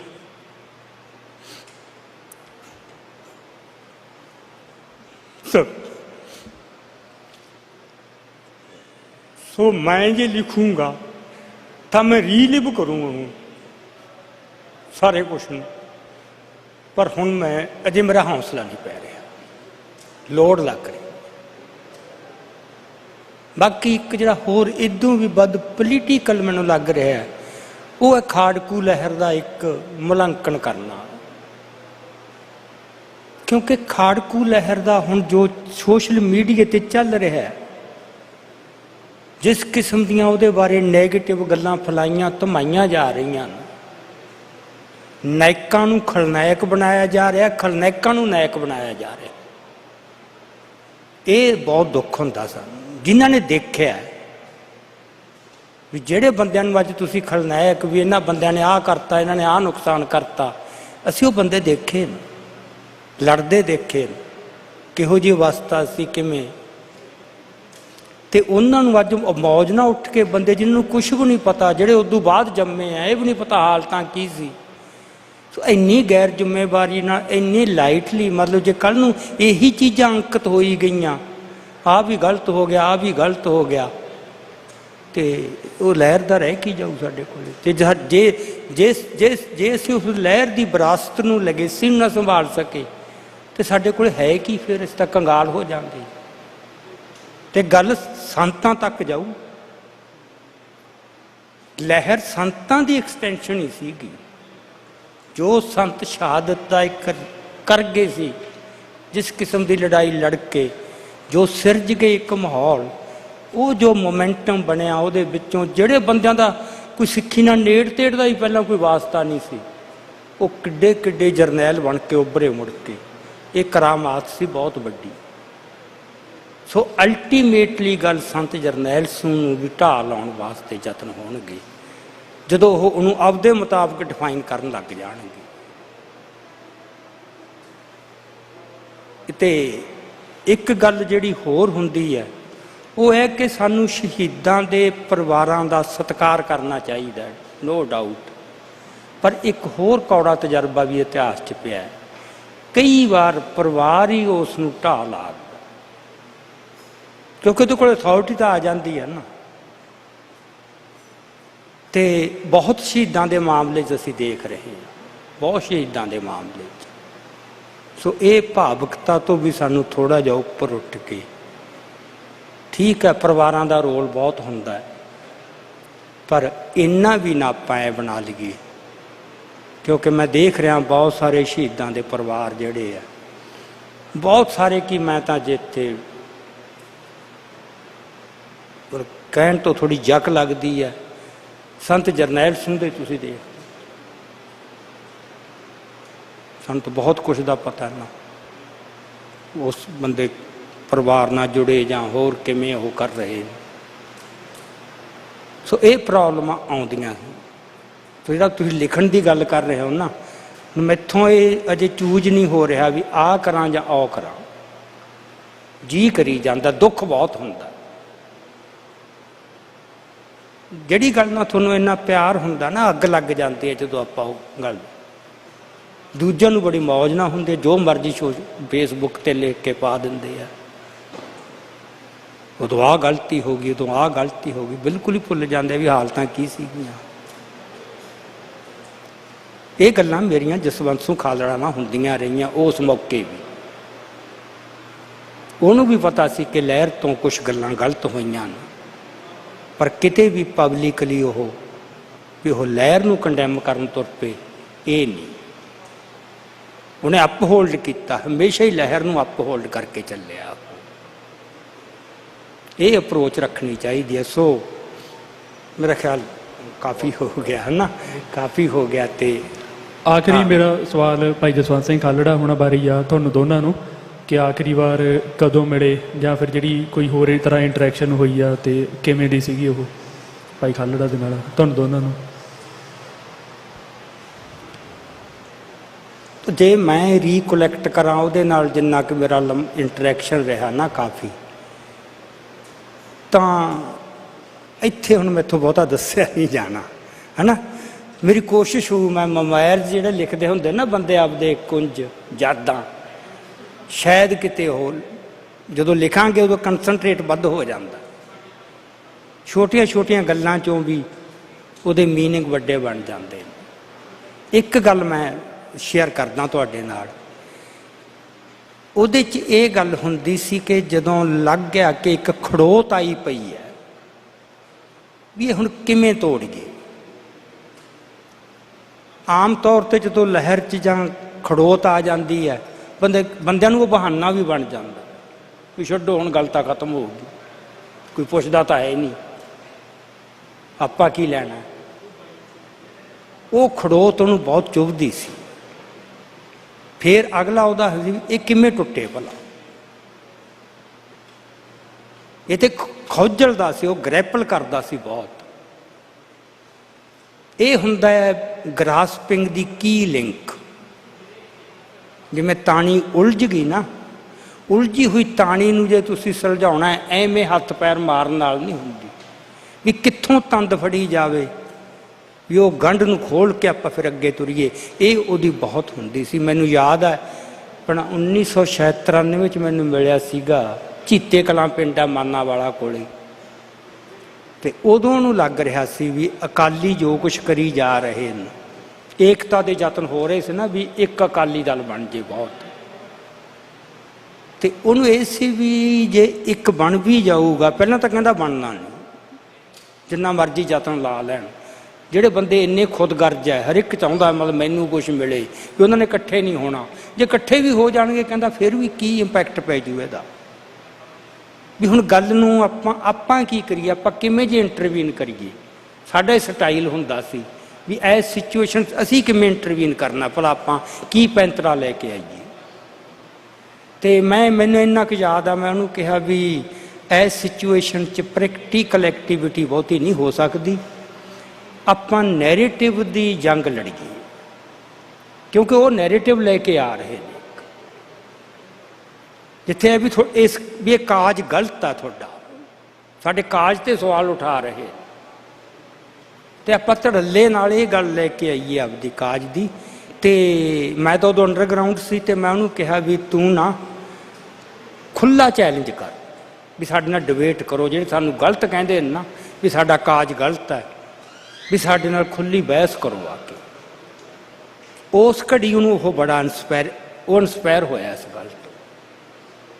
ਪਰ ਫਿਰ ਮੁੜ ਕੇ ਉਹਨੇ ਰੀਥਿੰਕ ਕੀਤਾ, ਉਹਨੇ ਮਤਲਬ ਇਹ ਗੱਲ ਛੱਡ ਕੇ ਫਿਰ ਆਹ ਜਿਹੜਾ ਹਿਊਮਨ ਰਾਈਟਸ ਦਾ ਹੈ ਨਾ, ਇਹ ਤਾਂ ਅਗਲੇ ਨੂੰ ਪਤਾ ਹੁੰਦਾ ਵੀ ਅੱਜ ਇੱਥੋਂ ਟੁੱਟੂ ਇਹ ਖੜੋਤ, ਉਹ ਸਾਬਤ ਹੋ ਗਿਆ ਸਹੀ ਉਹਦੀ ਗੱਲ। ਮੈਨੂੰ ਤਾਂ ਜਿੰਨੀ ਕੌੜੀ ਮੈਂ ਉਨੀ ਗੱਲ ਕੀਤੀ। ਉਹ ਬਹਿਸ ਨੂੰ ਕਿਹਨੇ ਪੁੱਛਣਾ ਸੀ, ਚੈਲੰਜ ਨੂੰ ਵੀ ਕਿਹਨੇ ਪੁੱਛਣਾ ਸੀ, ਕੋਈ ਇੰਟਰਸਟਿਡ ਹੀ ਨਹੀਂ ਸੀ ਬਹਿਸ ਦੇ ਵਿੱਚ ਤਾਂ ਨਾ। ਇੱਕ ਜਿਹੜਾ ਗੱਲ ਲੋਕਾਂ ਨੂੰ ਡਿਸਟਰਬ, ਜਿਹਤੋਂ ਪੀੜਤ ਸੀ ਲੋਕ, ਉਹਨੇ ਉੱਥੋਂ ਫੜ ਲਈ ਗੱਲ। ਆਹ ਗੱਲਾਂ ਸਿੱਖਣ ਵਾਲੀਆਂ ਜਿਹੜੀਆਂ ਨਾ ਇਸ ਤਰ੍ਹਾਂ ਦੀਆਂ ਵੀ ਗੱਲਾਂ, ਇਹ ਛੋਟੀਆਂ ਵੀ ਲੱਗ ਸਕਦੀਆਂ ਪਰ ਵੱਡੀਆਂ ਗੱਲਾਂ ਹੈ। ਜੋ ਤੁਸੀਂ ਕੰਮ ਕਰਨਾ ਨਾ, ਤੁਹਾਨੂੰ ਇਹ ਵੀ ਭਲਾ ਕਿੱਥੋਂ ਕਿਵੇਂ, ਉਹੀ ਕੀ ਲਿੰਕ, ਕਿੱਥੋਂ ਸ਼ੁਰੂ ਕਰੀਏ, ਕਿਵੇਂ ਕਰੀਏ, ਇਹ ਕਾਫੀ ਇੱਥੇ ਖੋਜਲਣਾ ਪੈਂਦਾ ਹੁੰਦਾ, ਗ੍ਰੈਪਲ ਕਰਨਾ ਪੈਂਦਾ। ਇਹ ਉਹਦੇ ਵਿੱਚ ਲਗਾਤਾਰ ਸੀਗਾ, ਮੈਂ ਪਹਿਲਾਂ ਤੋਂ ਦੇਖਿਆ 73 ਤੋਂ ਲੈ ਕੇ ਇਹ ਉਹਦੇ ਵਿੱਚ